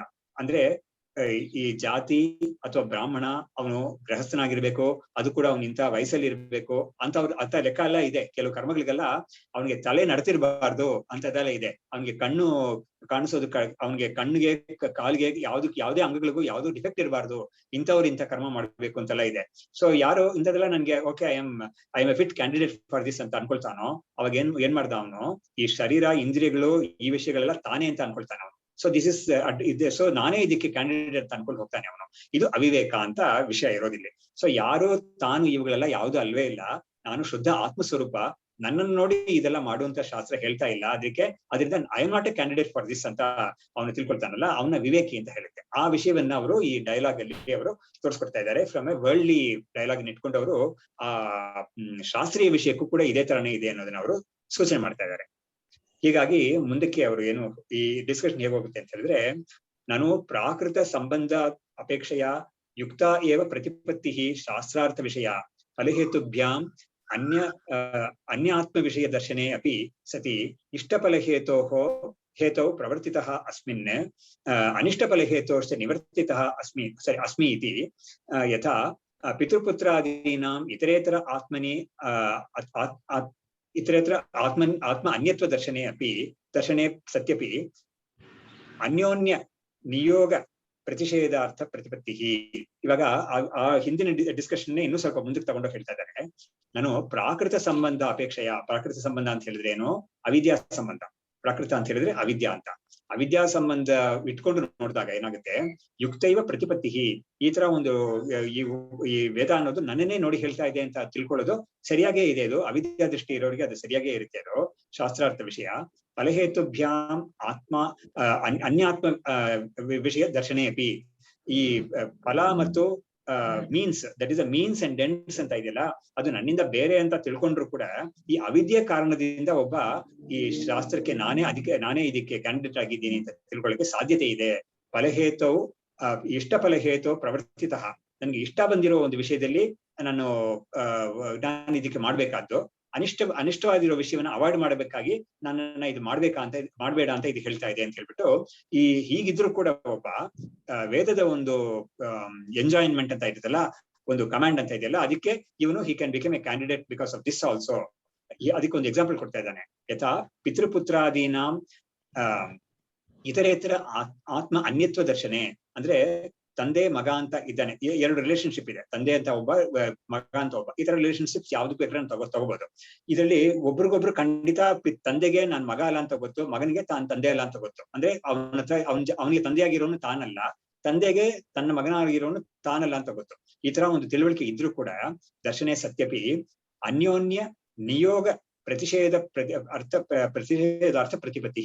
ಅವಾಗ ಏನಾಗುತ್ತೆ, ತಂದೆ ಮಗನ ಹತ್ರ ನೀನೇನಾದ್ರೂ ಒಂದು ಮಾಡು ಅಂತ ಹೇಳಿದಾಗ ಮಗ ಮಾಡ್ತಾನೆ, ಮಗ ಇಂಥದ್ರ ಮಾಡ್ಬೇಡ ಅಂತ ಹೇಳಿದಾಗ ಮಗ ಓಕೆ ನಾನು ಮಾಡಲ್ಲ ಅಂತ ಹೇಳ್ತಾನೆ. ಅದೇ ತರ ಮಗನೂ ಅಷ್ಟೇನೆ, ತಂದೆನ ನೋಡಿ ನೀನ್ ಇಂಥದ್ದು ನನಗೆ ಮಾಡ್ಕೊಡಿ ಅಂತ ಏನಾದ್ರು ಕೇಳಿದ್ರೆ ಅವರು ಮಾಡ್ಕೊಡ್ತಾರೆ, ಅಥವಾ ಅಪ್ಪ ನೀನ್ ಮಾಡ್ಬೇಡಿ ನನಗೆ ಇಂಥದ್ದು ಅಂತ ಹೇಳಿದ್ರೆ ಅವರು ಸುಮ್ಮನೆ ಇರ್ತಾರೆ.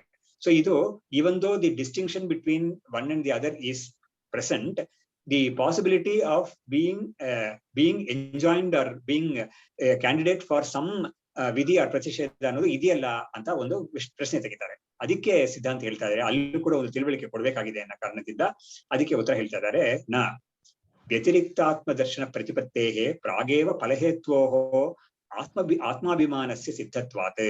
ಇಲ್ಲ ಈ ವಿಷಯದಲ್ಲಿ ಏನಾಗ್ತಾ ಇದೆ ಅಂತ ಹೇಳಿದ್ರೆ, ವ್ಯತಿರಿಕ್ತಾತ್ಮ ದರ್ಶನ ಪ್ರತಿಪತ್ತೇಹೇ ಪ್ರಾಕ್ ಅಂದ್ರೆ ತಾನು ಅವುಗಳಿಂದ ಬೇರೆಯಾಗಿರೋನು ಅಂತ ಒಂದು ತಿಳುವಳಿಕೆ ಬರಕ್ಕೆ ಮುಂಚೆನೆ ಫಲಹೇತ್ವೋಹೋ ಆತ್ಮಾಭಿಮಾನಸ್ಯ ಸಿದ್ಧತ್ವಾತ್, ಅವನಿಗೆ ಈ ಫಲ ಮತ್ತು ಅದಕ್ಕೆ ಫಲ ಅಂದ್ರೆ ಒಂದು ಗೋಲ್ ಅನ್ನೋದು, ಅದಕ್ಕೆ ಮೀನ್ಸ್ ಅಂತ ಯಾವ್ದಿದೆಯೋ ಅದರಲ್ಲೆಲ್ಲ ಅವನಿಗೆ ಆತ್ಮಾಭಿಮಾನ ಅನ್ನೋದು ಮುಂಚೆನೆ ಅಜ್ಞಾನದಿಂದ ಅವನಿಗೆ ಮುಂಚೆನೆ ಬಂದ್ಬಿಟ್ಟಿದೆ ಅದು. ಹಾಗಾಗಿ ಅದು ಮುಂಚೆನೆ ಅನಾದಿ ಕಾಲದಿಂದ ಅವನಿಗೆ ಈ ಒಂದು ಬುದ್ಧಿ ಇರೋದ್ರಿಂದ, ಅನಾತ್ಮನಲ್ಲಿ ಆತ್ಮ ಅಂತ ಬುದ್ಧಿ ಇರೋದ್ರಿಂದ ಅವನು ತನ್ನನ್ನ ಈ ವೇದದ ಒಂದು ಡೂಸ್ ಅಂಡ್ ಡೋಂಟ್ಸ್ ಅನ್ನೋದಕ್ಕೆ ತನ್ನನ್ನ ಅವನು ಕ್ಯಾಂಡಿಡೇಟ್ ಆಗಿ ನೋಡ್ಕೊಳ್ತಾ ಇರ್ತಾನೆ ಯಾವಾಗ್ಲೂ ಕೂಡ. ಪ್ರತಿಪನ್ನ ನಿಯೋಗ ಪ್ರತಿಷೇಧಾರ್ಥೌ ಹಿ ಫಲಹೇತುಭ್ಯಾಂ ಆತ್ಮನಃ ಅನ್ಯತ್ವಂ ಪ್ರತಿಪದ್ಯತೆ ನ ಪೂರ್ವಂ. ಹಾಗಾಗಿ ಈ ನನಗೆ ಈ ಇದು ಬೇರೆ, ನಾನ್ ಬೇರೆ, ಅನಾತ್ಮ ಬೇರೆ, ಆತ್ಮ ಬೇರೆ ಅಂತ ತಿಳ್ಕೊಳ್ಳಕ್ಕೆ ಮುಂಚೆ ಅವನಿಗೆ ಈ ಒಂದು ವಿವೇಕ ಇರೋದಿಲ್ಲ. ಅವನಿಗೆ ಈ ವಿವೇಕ ಇರೋದು ಬಂದ್ಬಿಟ್ಟು ಯಾವಾಗ ಬರುತ್ತೆ, ಆತ್ಮಾನಾತ್ಮ ವಿವೇಕ ಬಂದ ಮೇಲೇನೆ ಅವನಿಗೆ ಇದು ನನ್ನನ್ನು ನೋಡಿ ಹೇಳ್ತಾ ಇಲ್ಲ, I am not A candidate ಅಂತ ಬರುತ್ತೆ. ತಸ್ಮಾತ್ ವಿಧಿ ಪ್ರತಿಷೇಧ ಶಾಸ್ತ್ರಂ ಅವಿದ್ವದ್ ವಿಷಯಂ ಇತಿ ಸಿದ್ಧಂ. ಹೀಗಾದ್ರೆ ಏನಾಯ್ತು ಅಂದ್ರೆ, ಈ ವಿಧಿ ಪ್ರತಿಷೇಧ ಶಾಸ್ತ್ರ ಯಾರಿಗಿದೆ ಅಂತ ಹೇಳಿದ್ರೆ, ಅವಿದ್ವದ್ ವಿಷಯಂ, ಯಾರು ಆತ್ಮವನ್ನು ತಾನು ಆತ್ಮಸ್ವರೂಪವೇ, ತಾನು ಅನಾತ್ಮ ಅಲ್ಲ ಅಂತ ತಿಳ್ಕೊಂಡಿಲ್ವೋ ಅವನ ವಿಷಯಕ್ಕೆ ಮಾತ್ರನೇ ಈ ಶಾಸ್ತ್ರ ಅನ್ನೋದು ಅಪ್ಲಿಕಬಲ್ ಆಗಿರುತ್ತೆ. ಯಾರು ಈ ಒಂದು ವಿವೇಕವನ್ನು ಪಡ್ಕೊಂಡಿರ್ತಾರೋ ಅವರಿಗೆ ಈ ಶಾಸ್ತ್ರದ ಒಂದು ರೇಂಜ್ ಅಲ್ಲಿ ಅವರು ಬರೋದೇ ಇಲ್ಲ ಅವರು ಅಂತ. ಇದನ್ನ ಯಾವ್ದಕ್ಕೆ ಹೇಳ್ತಾರೆ ಅಂದ್ರೆ, ಮೊದಲು ಅವನು ಪ್ರಶ್ನೆ ಮಾಡಿದ್ನಲ್ಲ, ಈ ಶಾಸ್ತ್ರ ಒಂದು ಅನರ್ಥಕ್ಕೆ ಅನ್ನೋದು ನಿಮ್ ವಿಷಯಕ್ಕೆ ಬಂದ್ಬಿಡುತ್ತೆ ಅಂತ ಹೇಳ್ತಲ್ಲ, ಅದಕ್ಕೆ ಇವರು ತೋರಿಸ್ಕೊಡ್ತಾ ಇದ್ದಾರೆ ಶಾಸ್ತ್ರ ಅನ್ನೋದು ಬೇಡ ಅಂತ ಯಾರು ಹೇಳ್ತಾ ಇಲ್ಲ. ಆದ್ರೆ ಯಾರಿಗ್ ಬೇಕು ಯಾರಿಗೆ ಬೇಡ ಅನ್ನೋದನ್ನ ನಾವು ನೋಡ್ಕೋಬೇಕಿಲ್ಲಿ. ಯಾರಿಗೆ ಬೇಕು ಅಂತ ಹೇಳಿದ್ರೆ, ಯಾರು ಅವಿದ್ಯೆಯಲ್ಲಿದ್ದಾನೋ ಅವನಿಗೆ ಬೇಕು, ಯಾರು ಅವಿದ್ಯೆಯಿಂದ ದಾಟಿ ಬಂದ್ಬಿಟ್ಟಿದ್ದಾನೋ ಅವನಿಗಿಲ್ಲ ಇದು ಅಷ್ಟೇನೆ. ಹಾಗಾಗಿ ಶಾಸ್ತ್ರಕ್ಕೆ ನಾವೇನೋ ಒಂದು ದ್ರೋಹ ಮಾಡಿದ್ವಿ ಅಥವಾ ಅದನ್ನ ಏನು ಹೀಯಾಳಿಸಿದ್ವಿ ಅಂತ ಅಲ್ವೇ ಇಲ್ಲ. ಅದು ಯಾರಿಗ್ ಬೇಕು ಅನ್ನೋದನ್ನ ನೋಡ್ಬೇಕು, ಯಾರಿಗ್ ಬೇಡ ಅಂತ ತಿಳುವಳಿಕೆ ಇದ್ರೆ ಸಾಕು ನಮ್ಗೆ ಅಷ್ಟೇನೆ. ಹಾಗಾಗಿ ನಾವು ಏನು ಶಾಸ್ತ್ರ ಬೇಡ ಅಂತ ಹೇಳ್ತಾ ಇಲ್ಲ. ಯಾರಿಗೆ ಅವಿದ್ಯೆ ಇದೆಯೋ, ಯಾರು ಅದರಿಂದ ದಾಟಿ ಬರ್ಬೇಕು ಅಂತಿದ್ದಾರೋ ಅವ್ರಿಗೆ ಖಂಡಿತ ಬೇಕೇ ಬೇಕು. ಯಾರು ಇದನ್ನ ದಾಟಿ ಬಂದ್ಬಿಟ್ಟಿದಾರೋ ಅವ್ರಿಗೆ they are not relevant, it's not relevant for them ಅಂತ ಅವ್ರಿಗೆ ಗೊತ್ತಾಗುತ್ತೆ. ಅವ್ರ ತಲೆ ಮೇಲೆ ಯಾರು ಇದನ್ನ ತಗೊಂಡು ಕಟ್ಟಕ್ ಆಗೋದಿಲ್ಲ. ಈ ವಿಷಯವನ್ನ ಅವರು ಇಲ್ಲಿ ತಿಳಿಸ್ಕೊಡ್ತಾ ಇದ್ದಾರೆ. ಇವಾಗ ಮುಂದಕ್ಕೆ, ನಾನು ಸ್ವರ್ಗಕಾಮೋ ಯಜೇತ ನ ಕಲಂಜಂ ಭಕ್ಷಯೇತ್ ಇತ್ಯಾದವು ಆತ್ಮ ವ್ಯತಿರೇಕ ದರ್ಶಿನಾಂ ಅಪ್ರವೃತ್ತವು ಕೇವಲ ದೇಹಾದ್ಯ ಆತ್ಮದೃಷ್ಟೀನಾಂಚ ಅತಃ ಕರ್ತುಃ ಅಭಾವಾತ್ ಶಾಸ್ತ್ರಾನರ್ಥಕ್ಯಂ ಇತಿ ಚೇತ್ ನ. ಇವಾಗ ಏನ್ ಪ್ರಶ್ನೆ ಮಾಡ್ತಾನೆ ಅಂದ್ರೆ, ಸ್ವರ್ಗಕಾಮೋ ಯಜೇತ ಅನ್ನೋದು ಒಂದು ಇಂಜಂಕ್ಷನ್. ಯಾರಿಗೆ ಸ್ವರ್ಗವನ್ನು ಬೇಕು ಅಂತ ಇಚ್ಛೆ ಇದೆಯೋ ಅವರು ಈ ಯಾಗ ಮಾಡ್ಲಿ ಅಂತ. ಇದು ಇಂಜಂಕ್ಷನ್ಗೆ ಒಂದು ಎಕ್ಸಾಂಪಲ್. ಅದು ವೇದದಲ್ಲೇ ಇರೋ ಒಂದು ವಾಕ್ಯ. ಅದು ನ ಕಲಂಜಂ ಭಕ್ಷಯೇತ್ ಅನ್ನೋದು ಏನು ಅಂತ ಹೇಳಿದ್ರೆ, ಈ ಹಳಿಸೋಗಿರೋದು ಅಥವಾ ಒಂದು ಕೆಟ್ಟ ಒಂದು ವಿಷಯವನ್ನ, ಆಹಾರವನ್ನ ತಿನ್ಬಾರದು ಅಂತ ಇರೋದು ಒಂದು ನಿಷೇಧ. ಅದು ಈ ನಿಷೇಧ ಅನ್ನೋದು ಯಾರಿಗೆ ಅದರಿಂದ ಒಂದು ಅಹಿತ ಬರಬಾರ್ದು ಅಂತ ಇದೆಯೋ, ಅದರಿಂದ ಬರೋ ಒಂದು ತೊಂದರೆಗಳು ಯಾರಿಗೆ ಬರಬಾರ್ದು ಅಂತ ಇದೆಯೋ ಅವನಿಗಾಗಿ ಕೊಟ್ಟಿರೋ ಒಂದು ಇಂಜೆಕ್ಷನ್ ಇದು. ಹಾಗಾಗಿ ಇನ್ನ ಕಲಂಜಂ ಭಕ್ಷಯೇತ್ ಅಂತ ಒಂದು ಪ್ರತಿಷೇಧ ಮತ್ತು ಸ್ವರ್ಗಕಾಮೋ ಯಜೇತ ಅಂತ ಒಂದು ವಿಧಿ, ಇದು ಎರಡು ಕೂಡ ಇತ್ಯಾದವು ಆತ್ಮ ವ್ಯತಿರೇಕ ದರ್ಶಿನಾಂ ಅಪ್ರವೃತ್ತವು. ಈ ಎರಡು ವಿಷಯದಲ್ಲೂ ಕೂಡ ಆತ್ಮನಿಂದ ಆತ್ಮ ಬೇರೆ, ಅನಾತ್ಮನಿಂದ ಆತ್ಮ ಬೇರೆ ಅಂತ ಒಂದು ಯಾರಿಗೆ ಬುದ್ಧಿ ಇದೆಯೋ ಅವರಿಗೆ ಪ್ರವೃತ್ತಿ ಬರೋದಿಲ್ಲ. ಇದರಲ್ಲಿ ಕೇವಲ ದೇಹಾಧ್ಯಾತ್ಮ ದೃಷ್ಟಿನಾಂಶ ಅವ್ರಿಗೆ ಇರುತ್ತೆ ಇದು. ಯಾರು ದೇಹಾದಿಗಳನ್ನ ಪಂಚಕೋಶಗಳಲ್ಲಿ ನಾನೇ ಅಂತ ಬುದ್ಧಿ ಇದೆಯೋ ಅವರಿಗೆ ಖಂಡಿತ ಈ ಸ್ವರ್ಗಕಾಮೋ ಯಜೇತ ಅನ್ನೋದು ಅಥವಾ ಕಲಂಜಂ ಭಕ್ಷಯೇತ್ ಅನ್ನೋದು, ಈ ವಿಧಿ ಪ್ರತಿಷೇಧಗಳೆಲ್ಲ ಅವ್ರಿಗೆ ಅಪ್ಲಿಕಬಲ್ ಆಗಿರುತ್ತೆ. ಅದು ಅತಃ ಕರ್ತುಃ ಅಭಾವಾತ್ ಶಾಸ್ತ್ರಾನರ್ಥಕ್ಯಂ ಇತಿ ಚೇತ್. ಅವಾಗ ಏನಾಯ್ತು, ಯಾರಿಗೆ ವಿವೇಕ ಬಂದ್ಬಿಡ್ತೋ ಅವನು he goes out of the range of the ಶಾಸ್ತ್ರ. ಅವಾಗ ಏನಾಯ್ತು, ಅವನ್ ಪಾಲಿಗೆ ಇದು ಅನರ್ಥಕ್ಯ ಅಂತ ಬಂತಲ್ಲ, ಅದು ಕರ್ತಾನೇ ಇಲ್ಲ ಅಂತ ಒಂದು ಕಾರಣದಿಂದ ಶಾಸ್ತ್ರಕ್ಕೆ ಇದೆ, there is no candidate for the ಶಾಸ್ತ್ರ. ಅವಾಗ ಶಾಸ್ತ್ರ ಅನ್ನೋದು ವೇಸ್ಟ್ ಆಯ್ತಲ್ಲ, ಅದು ಅನರ್ಥಕ್ಯ ಬಂತಲ್ಲ ಅಂತ ಈ ರೀತಿಯಲ್ಲಿ ಅನರ್ಥಕ್ಯವನ್ನ ತಂದು ಅದ್ವೈತಿ ಮೇಲೆ ನೋಡ್ತಾ ಇದ್ದಾನೆ ಅವನು. ಅವಾಗ ಅದಕ್ಕೆ ಸಿದ್ಧಾಂತ ಹೇಳ್ತಾ ಇದ್ದಾರೆ, ಯಥಾ ಪ್ರಸಿದ್ಧಿತಃ ಏವ ಪ್ರವೃತ್ತಿ ನಿವೃತ್ತಿ ಉಪಪತ್ತೇ. ಅಂದ್ರೆ ಈ ಪ್ರವೃತ್ತಿ ನಿವೃತ್ತಿ ಅದೆಲ್ಲ ಹೇಗೆ ಪ್ರಸಿದ್ಧವಾಗಿದೆಯೋ ಹಾಗೆ ಆಗುತ್ತೆ ಅಂತ ಒಂದು ಕನ್ಸೈಸ್ ಆಗಿ ಒಂದು ಭಾಷೆ ಹೇಳ್ತಾ ಇದ್ದಾರೆ. ಅದನ್ನ ಅವರೇ ಮುಂದಕ್ಕೆ ಎಕ್ಸ್ಪ್ಲೇನ್ ಮಾಡ್ತಾ ಇದ್ದಾರೆ. ಈಶ್ವರ ಕ್ಷೇತ್ರಜ್ಞೈಕತ್ವದರ್ಶಿ ಬ್ರಹ್ಮವಿತ್ ತಾವತ್ ನ ಪ್ರವರ್ತತೆ. ಅಂದ್ರೆ ಈ ಬ್ರಹ್ಮ ಮತ್ತು ಆತ್ಮ ಎರಡು ಒಂದೇನೆ ಅಂತ ಯಾರಿಗೆ ಒಂದು ಬುದ್ಧಿ ಇದೆಯೋ ಅವನು ಬ್ರಹ್ಮವಿತ್ ಅಂತ ಅವನು ಹೇಳಿದ್ರು. ತಾವತ್ ನ ಪ್ರವರ್ತತೆ, ಅವನಿಗೆ ಈ ಸ್ವರ್ಗಕಾಮೋ ಯಜೇತ ಅನ್ನೋದ್ರಲ್ಲೋ ಕಲಂಜಂ ಭಕ್ಷೇತ್ ಅನ್ನೋದ್ರಲ್ಲೋ ಅವನಿಗೆ ಒಂದು ಪ್ರವೃತ್ತಿ ಇರೋದೇ ಇಲ್ಲ. ತಥಾ ನೈರಾತ್ಮ್ಯವಾದ್ಯಪಿ ನಾಸ್ತಿ ಪರಲೋಕಃ ಇತಿ ನ ಪ್ರವರ್ತತೆ. ಆಮೇಲೆ ಇನ್ನೊಬ್ಬನು ಇದ್ದಾನೆ. ಅವನು ಯಾರು ಅಂತ ಹೇಳಿದ್ರೆ ಅವನು ವಿವೇಕಿ ಅಂತೆಲ್ಲ ನಾನು ಹೇಳ್ತಾ ಇಲ್ಲ, ಅವನು ನೈರಾತ್ಮ್ಯವಾದಿಯಪಿ. ಅವನು ಯಾರೋ ಅವನು ಆತ್ಮನೇ ಇಲ್ಲ ಅಂತ ಹೇಳೋರು. ಉದಾಹರಣೆಗೆ ಬೌದ್ಧರಾಗಿರ್ಬೋದು. ಬೌದ್ಧರಿಗೆ ಈ ವೇದ ಅಲ್ಲ, they don't believe in the Veda. ಹಾಗಾಗಿ ಅವ್ರಿಗೆ ವೇದ ಅನ್ನೋದು it is not it all text to be followed ಅಂತ ಇಟ್ಕೊಂಡಿದ್ದಾರೆ ಅವರು. ಆಮೇಲೆ ಚಾರ್ವಾಕ ಅಂತ ಯಾರಿದ್ದಾರೋ ಅವರು ಕೂಡ ನೈರಾತ್ಮ್ಯವಾದಿ. ಅವ್ರಿಗೆ ಒಂದು ನಿತ್ಯವಾದ ಒಂದು ಆತ್ಮ ಇದೆ ಅಂತ ಅವರು ಕೂಡ ಒಪ್ಪಲ್ಲ. ಈ ಶರೀರವೇ ಆತ್ಮ, ಈ ಶರೀರ ಇವಾಗಿದೆ, ಈ ಶರೀರ ಸತ್ತ ಮೇಲೆ there is no continuity at all ಅಂತ ಅವ್ರಿಗೆ ತಿಳ್ಕೊಳ್ಳೋರು. ಹಾಗಿರೋ ಆತರ ಇರೋರು ಅವ್ರಿಗೂ ಕೂಡ ಈ ಶಾಸ್ತ್ರ ಅನ್ನೋದು they are not candidate for the ಶಾಸ್ತ್ರ. ಸೊ ಈ ತರ ಎರಡು ಕೇಸ್ ಇವ್ರು ತೋರಿಸ್ತಾ ಇದ್ದಾರೆ. ಒಂದು ಆತ್ಮಜ್ಞಾನಿಯಾಗಿರೋನು, ಅವನಿಗೆ ಶಾಸ್ತ್ರದ ಹೇಳಿದ್ರಲ್ಲಿ ಪ್ರವೃತ್ತಿ ಬರೋದಿಲ್ಲ. ಇನ್ನೊಬ್ಬ ನಾಸ್ತಿಕ, ಅವನಿಗೂ ಕೂಡ ಶಾಸ್ತ್ರದಲ್ಲಿ ಪ್ರವೃತ್ತಿ ಬರೋದಿಲ್ಲ. ನ ಪ್ರವರ್ತತೆ. ಯಥಾ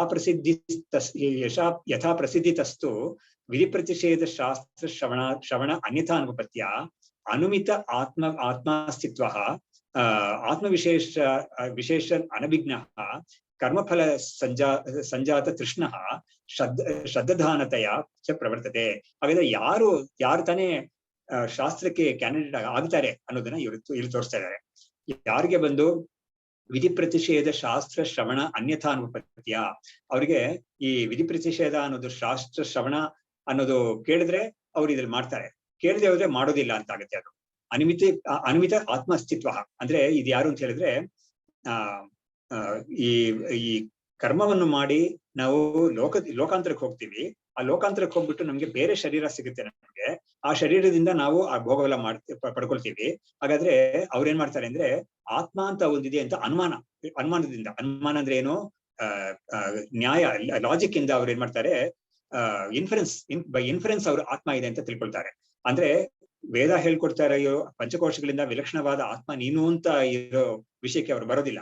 ಅವರು ನೋಡು, ನಾನು ಇವಾಗ ಈ ಶರೀರಾದಿಗಳೊಡನೆ ಇದ್ದೀನಿ, ಆದ್ರೆ ನಾನು ಈ ಶರೀರಾದಿಗಳೊಡನೆ ಈ ಒಂದು ಯಾಗವನ್ನು ನಾನು ಮಾಡಿದ್ರೆ ನಾನು ಸತ್ತ ಮೇಲೆ ನನಗೆ ಲೋಕಾಂತರದಲ್ಲಿ ನಾನು ಈ ಶರೀರ ಇರೋದಿಲ್ಲ ಖಂಡಿತ, ನನಗೆ ಇನ್ನೊಂದು ಶರೀರ ನನಗಿರುತ್ತೆ. ಹಾಗಾದ್ರೆ ಏನಾಗುತ್ತೆ, ಈ ಶರೀರಕ್ಕೂ ಆ ಶರೀರಕ್ಕೂ ಲಿಂಕ್ ಮಾಡೋ ಒಂದು ವ್ಯಕ್ತಿ ಇರ್ಬೇಕಲ್ಲ, ಒಂದು ವಸ್ತು ಇರ್ಬೇಕಲ್ಲ, ಅದು ಆತ್ಮ. ಆತ್ಮ ದಟ್ ಈಸ್ ಮೀ ಅಂತ ಅವ್ರು ತಿಳ್ಕೊಳ್ತಾರೆ. ಸೊ ಹಾಗಾದ್ರೆ ಏನಾಯ್ತು, ಇದು ಮೀಮಾಂಸಕ ಅಂತ ನಾವ್ ಏನ್ ಹೇಳ್ತೀವೋ ಅವ್ರ ವಿಷಯದಲ್ಲಿ ಇದು ಅಪ್ಲಿಕಬಲ್ ಆಗಿರುತ್ತೆ. ಅದು ಅವರು ಪಂಚಕೋಶ ವಿಲಕ್ಷಣ ಆತ್ಮ, ಅದಕ್ಕೆಲ್ಲ ಅವ್ರು ಬರೋದೇ ಇಲ್ಲ. ಈ ಶರೀರ ನಾನಲ್ಲ ಖಂಡಿತ. ಆ ಸ್ವರ್ಗಕ್ಕೆ ಹೋದ್ಮೇಲೆ ಒಂದು ಶರೀರ ಸಿಗುತ್ತಲ್ಲ, ಅದು ನಾನಲ್ಲ ಖಂಡಿತ. ಆದ್ರೆ ಆ ಶರೀರಕ್ಕೂ ಈ ಶರೀರಕ್ಕೂ ಒಂದು ಲಿಂಕ್ ಒಂದು ಬೇಕಲ್ಲ, ಅದು ನಾನು. ಇಲ್ಲೂ ಇರ್ತೀನಿ ನಾನು, ಅಲ್ಲೂ ಇರ್ತೀನಿ ನಾನು. ನಾನು ಬೇರೆ ಈ ಶರೀರದಿಂದ, ಆ ಶರೀರದಿಂದಾನು ನಾನು ಬೇರೆನೆ. ಯಾಕಂದ್ರೆ ಆ ಫಲ ಮುಗಿದ್ಮೇಲೆ ನಾನು ಬೇರೆ ಕಡೆ ಹೊರಟೋಗ್ತೀನಿ, ಅಥವಾ ಬೇರೆ ಎಲ್ಲಾದ್ರೂ ಒಂದು ಲೋಕಕ್ಕೆ ಹೋಗ್ತೀನಿ ನಾನು, ಅಥವಾ ಈ ಲೋಕಕ್ಕೆ ಬರ್ತೀನಿ. ಸೊ ಈ ಆತ್ಮ ಅನುಮಿತ ಆತ್ಮ ಅಸ್ತಿತ್ವ, ಈ ತರ ಒಂದು ಅನುಮಾನದಿಂದ ಆತ್ಮ ಅಸ್ತಿ ಅಂತ ತಿಳ್ಕೊಳ್ತಾನಲ್ಲ ಅವನು ಆತ್ಮ ವಿಶೇಷ ಅನಭಿಜ್ಞ. ಆತ್ಮ ಇಂಥದ್ದೇ ಹೀಗೆ ಇದೆ ಅಂತ ಅವನಿಗೆ ತಿಳುವಳಿಕೆ ಇಲ್ಲ. ಅವನಿಗೆ ಏನಾಗ್ತಾನೆ, ಅವನು ಕರ್ಮಫಲ ಸಂಜಾತ ತೃಷ್ಣ, ಅವನಿಗೆ ಕರ್ಮಫಲದಲ್ಲಿ ಒಂದು ಆಸೆ ಬಂದಿದೆ ಅವನಿಗೆ. ಅವನೇನ್ ಮಾಡ್ತಾನೆ, ಶ್ರದ್ಧಾನತೆಯ ಚ ಪ್ರವರ್ತತೆ.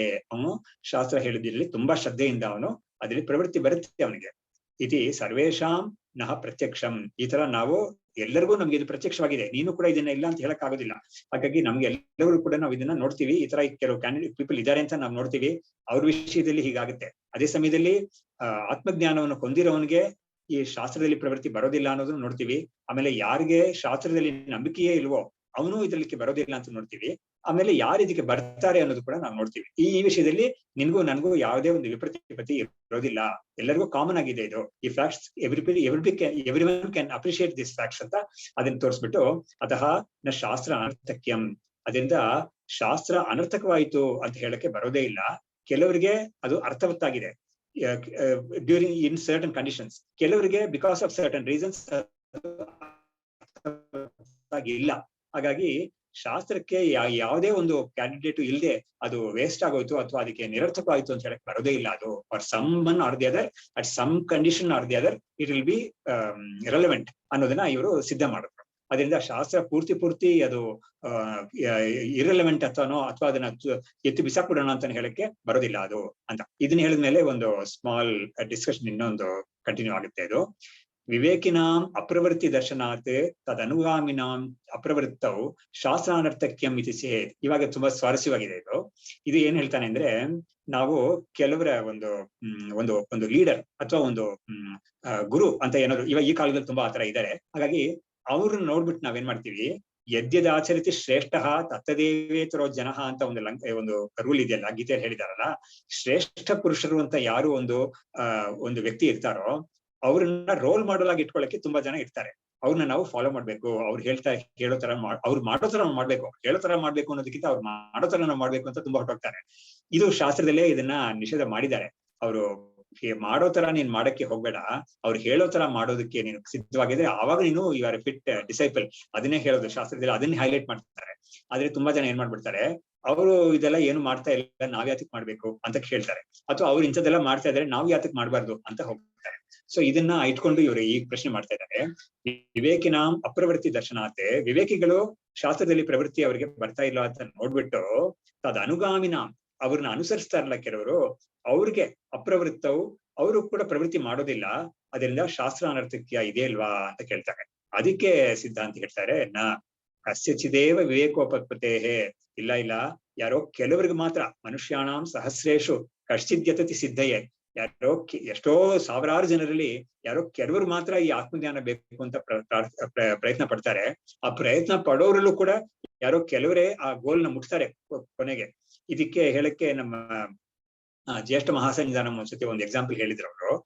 ನೋಡು, ಈ IAS ಅಂತ ಒಂದು ಪೋಸ್ಟ್ ಇದೆ, ತುಂಬಾ ದೊಡ್ಡ ಪೋಸ್ಟ್ ಅದು, ಖಂಡಿತ ಇಲ್ಲ ಅಂತ ಹೇಳಕ್ ಆಗಲ್ಲ. ನಾನಾ ಡಿಸಿಪ್ಲಿನ್ಸ್ ನಲ್ಲಿ ಓದಿದವರು ಕೂಡ ಆ ಪರೀಕ್ಷೆ ಬರೆದು ಆ ಒಂದು ಪೋಸ್ಟ್ ಹೋಗ್ಬೇಕು ಅಂತ ನೋಡ್ತಾರೆ. ಇಂಜಿನಿಯರ್ಸ್ ಬರ್ತಾರೆ, ಅದಕ್ಕೆ ಡಾಕ್ಟರ್ಸ್ ಬರ್ತಾರೆ, ಸಾಮಾನ್ಯ ಬೇರೆ ಗ್ರಾಜುಯೇಷನ್ಸ್ ಮಾಡಿರೋರು ಬರ್ತಾರೆ, ಪೋಸ್ಟ್ ಗ್ರಾಜುಯೇಟ್ಸ್ ಬರ್ತಾರೆ, ಎಲ್ಲರೂ ಬೇರೆ ಬೇರೆ ಡಿಸಿಪ್ಲಿನ್ಸ್ ಇಂದ ಪರೀಕ್ಷೆ ಬರೆದು ಬರ್ತಾರೆ. ಸೊ ಆ ಪೋಸ್ಟ್ ಮಾತ್ರ ಏನು ಸ್ವಲ್ಪ ಕಡಿಮೆನೇ ಇರುತ್ತೆ, ಒಂದು 150 200, ಇವಾಗ ಸ್ವಲ್ಪ 500 ಅಂತೆಲ್ಲ ಬರ್ತಾ ಇದೆ. ಬಟ್ ಹಿಂದಿನ ಕಾಲದಲ್ಲಿ ತುಂಬಾ ಕಡಿಮೆನೇ ಇತ್ತು ಗುರುಗಳು ಅವಾಗ ಹೇಳೋ ಕಾಲದಲ್ಲಿ. ಅವಾಗ ಅಷ್ಟು ಕಡಿಮೆ ಇದ್ರು ಕೂಡ ಆ ಪೋಸ್ಟ್ಗೆ ಪರೀಕ್ಷೆ ಅಂತ ಮಾಡ್ತಾರಲ್ಲ ಮೊದಲು, ಆ ಪರೀಕ್ಷೆಗೆ ಲಕ್ಷಾಂತರ ಜನ, ಸಾವಿರಾರು ಜನ ಬರೀತಾರೆ. ಇವಾಗ ಲಕ್ಷಾಂತರ ಜನ ಬರೀತಾರೆ. ಇವಾಗೆಲ್ಲ ಏನ್ ಮಾಡ್ತಾರೆ, ಒಂದು ಪ್ರಿಲಿಮ್ಸ್ ಅಂತ ಅವ್ರು ಮಾಡ್ತಾ ಇದ್ದಾರೆ. ಮುಂಚೆ ಆತರ ಇರ್ಲಿಲ್ಲ. ಬಟ್ ಎನಿವೆ ಎಕ್ಸಾಮ್ ಬರೆಯೋರು ತುಂಬಾ ಜನ ಇರ್ತಾರೆ, ಬಟ್ ಎಕ್ಸಾಮ್ ಪಾಸ್ ಮಾಡಿದವರು ತುಂಬಾ ಕಡಿಮೆ ಜನ ಇರ್ತಾರೆ. ಅದ್ರಲ್ಲಿ ತುಂಬಾ ಒಂದು ಸ್ಮಾಲ್ ಪಾರ್ಟ್ ಇದರಲ್ಲಿ ಪಾಸ್ ಆಗೋರು. ಆ ಪಾಸ್ ಆದವರು ಕೂಡ ಇಂಟರ್ವ್ಯೂ ಪಾಸ್ ಮಾಡಿ ಆ ಎಕ್ಸಾಮ್ ಆ ಪೋಸ್ಟ್ ಅವ್ರಿಗೆ ಸಿಗೋದು ಅನ್ನೋದು ತುಂಬಾ ಕಡಿಮೆ ಜನ. ಸೊ ಈ ತರ ಇರುವಾಗ ಒಂದು ನಿರ್ದಿಷ್ಟವಾದ ಒಂದು ಲಿಮಿಟೆಡ್ ಪೋಸ್ಟ್ ಇರೋದಕ್ಕೆ ಎಷ್ಟೊಂದು ಜಾಸ್ತಿ ಜನ ಟ್ರೈ ಮಾಡ್ತಾರೆ ಅನ್ನೋದನ್ನ ಗುರುಗಳು ಅದನ್ನ ಹೇಳ್ಬಿಟ್ಟು, ತುಂಬಾ ಜನ ಟ್ರೈ ಮಾಡಿ ಇದರಲ್ಲಿ ಯಾರಿಗೆ ಒಬ್ರಿಗೆ ಸಿಗುತ್ತೆ. ಬಟ್ ಆ ಕಾರಣದಿಂದ ನಾವು ಎಲ್ಲರಿಗೂ ಇದನ್ನ ಹೇಳ್ಕೊಡ್ಬಾರ್ದು ಅಂತ ಏನ್ ಇಲ್ವಲ್ಲ, ಅದ್ರಲ್ಲಿ ಸಿಕ್ಕೋರಿಗೆ ಸಿಗ್ಲಿ, ಅದು ಆ ಕಾರಣದಿಂದ ನಾವು ಹೇಳ್ಕೊಡ್ತಾನೆ ಎಲ್ಲರಿಗೂ ಅಂತ ಗುರುಗಳು ಆತರ ಹೇಳಿದ್ದಾರೆ ಒಂದ್ಸತಿ. ಸೊ ಇಲ್ಲಿ ಏನ್ ಹೇಳ್ತಾ ಇದ್ದಾರೆ, ಕಶ್ಚಿದೇವ ವಿವೇಕೋಪತ್ತೇಹೇ, ಯಾರೋ ಕೆಲವರಿಗೆ ಮಾತ್ರ ಈ ವಿವೇಕ ಬರುತ್ತೆ, ಅದು ಎಲ್ಲರಿಗೂ ಬರುತ್ತೆ ಅಂತ ಹೇಳಕ್ ಆಗುದಿಲ್ಲ. ಅನೇಕೇಶು ಪ್ರಾಣಿಷು ಕಶ್ಚಿತ್ ವಿವೇಕಿ ಸ್ಯಾತ್ ಯಥಾ ಇದಾನೀಂ. ಸೊ ಇವಾಗ ಎಷ್ಟೋ ಜನ ನಾವು ನೋಡ್ತೀವಲ್ಲ, ಅದೇ ತರಾನೇ ಎಷ್ಟೋ ಜನ, ಸಾವಿರಾರು ಜನ ಮನುಷ್ಯರಲ್ಲಿ ಪ್ರಾಣಿ ಅಂತ ಹೇಳ್ತಾ ಇದ್ದಾರೆ. ಕಶ್ಚಿದೇವಿ ವಿವೇಕಿ ಸ್ಯಾತ್, ಯಾರೋ ಒಬ್ಬನೇನೆ